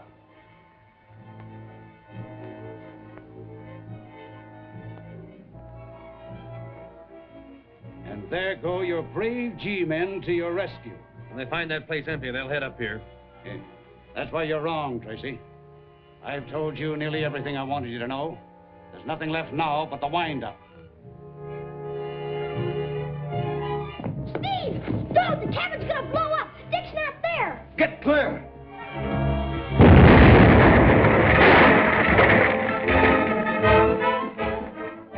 Now, Mr. Tracy, step back from that window.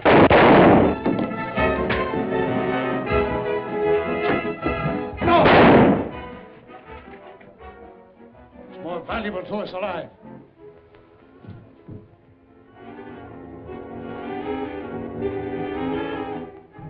The kid's warned the G-men. Get him up and get him in the car. Hurry up. They'll be here in a minute.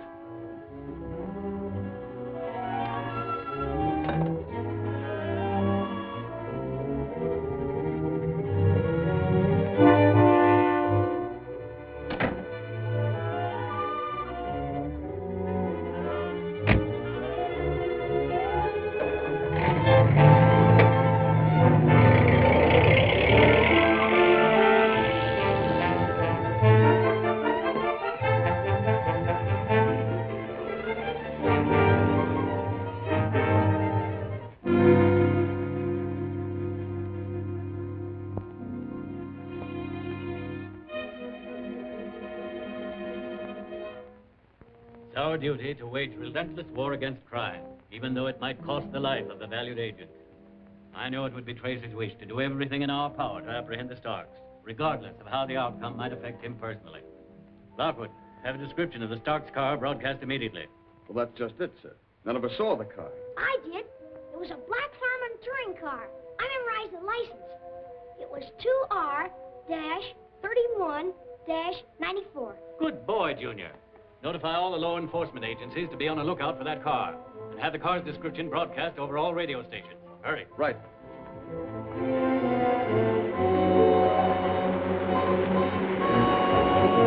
Attention all listeners. Members of the deadly Stark gang are now driving through the community in a black Harmon touring car. License number 2R3194. If you see the car, notify FBI headquarters immediately. 2R3194.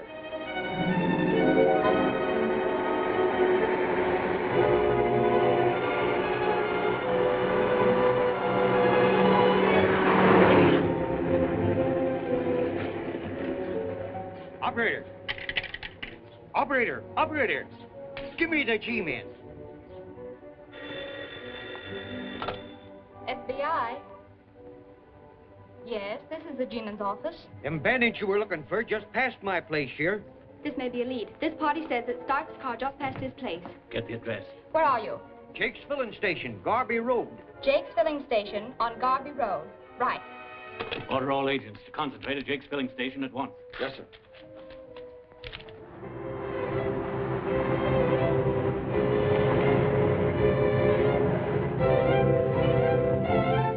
Everything all right? Yep. Nobody's been around. All right, take him upstairs. Get up on the top of the tower and keep a lookout. You get the plane ready. Champ, you and Clem come with me.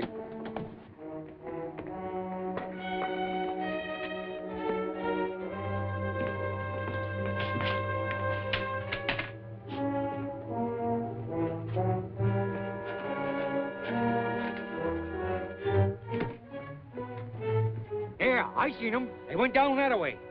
Where does the road lead to? Straight to Bonnyville. Any turnoffs? Well, one little dirt road leads over to the old rock quarry. Well, the police will be looking for him at Bonnyville. We'll take a look at the quarry.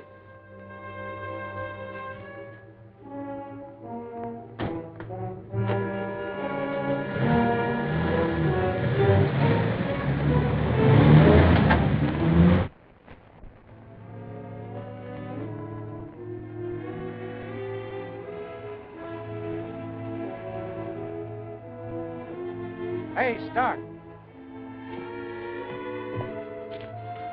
3 cars are headed this way.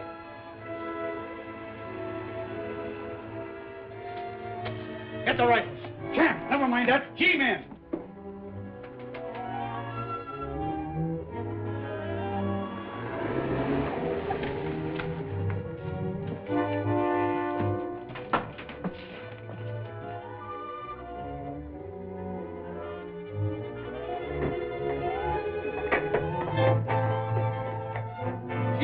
Get to the top of the tower.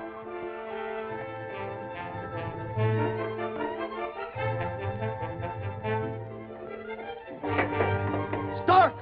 Surrender or will!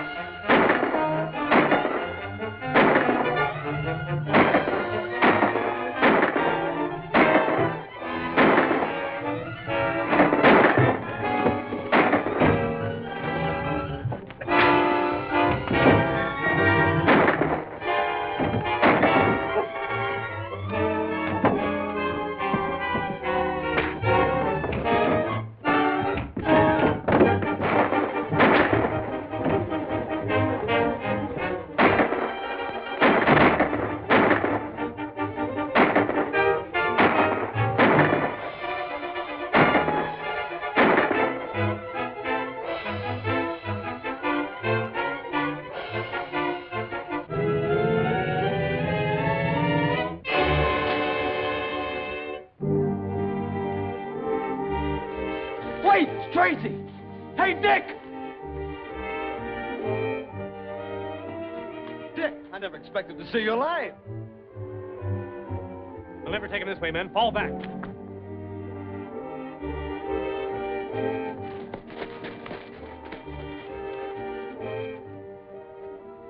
We'll use the trucks as shields. We'll raise the bodies and back them toward the tower. That way we can get closer without being hit. Come on.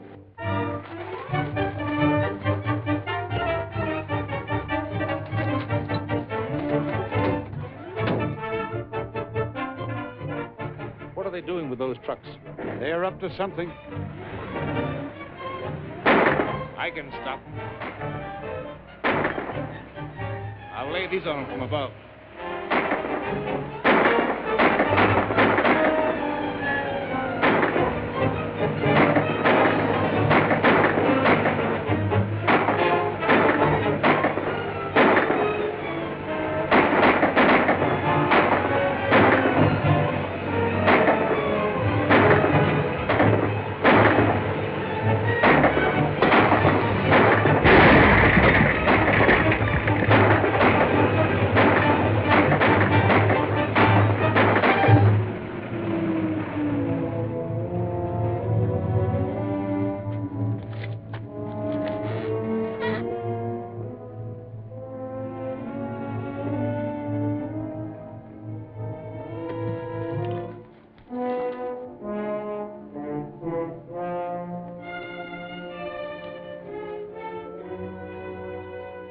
Put out your hands. Look, you lay a hand on me and I'll blow you to bits. Give yourself up, Stark. If you set that nitrogen off, you'll die too. I'd as soon die this way as in the chair. Tell them to drop their guns and step back. Do as he says, men.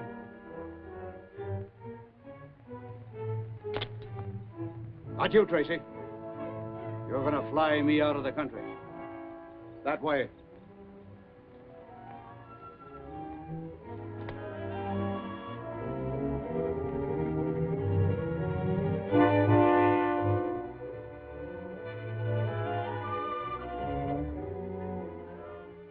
Go on, get in.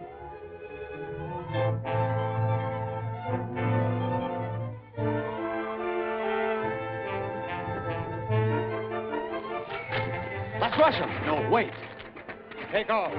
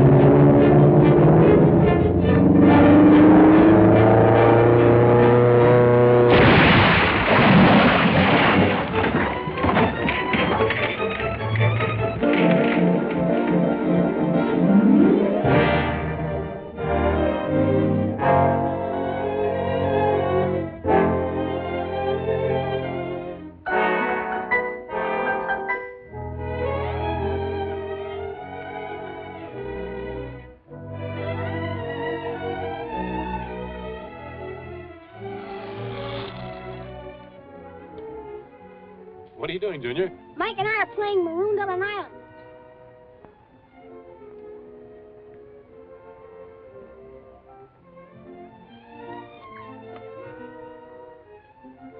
I'm sending in food in my skyboat. Oh.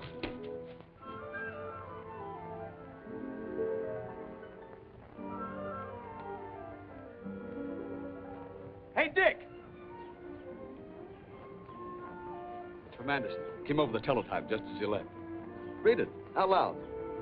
Heartiest congratulations to you and your staff on the successful termination of the Stark case. Stop. From this date, you will serve in capacity of inspector in charge of the entire West Coast. Oh, that's marvelous. Let me be the first to congratulate you, Inspector. Thank you, Junior. You deserve it, Dick. Thank you, Steve. Hey, Ma!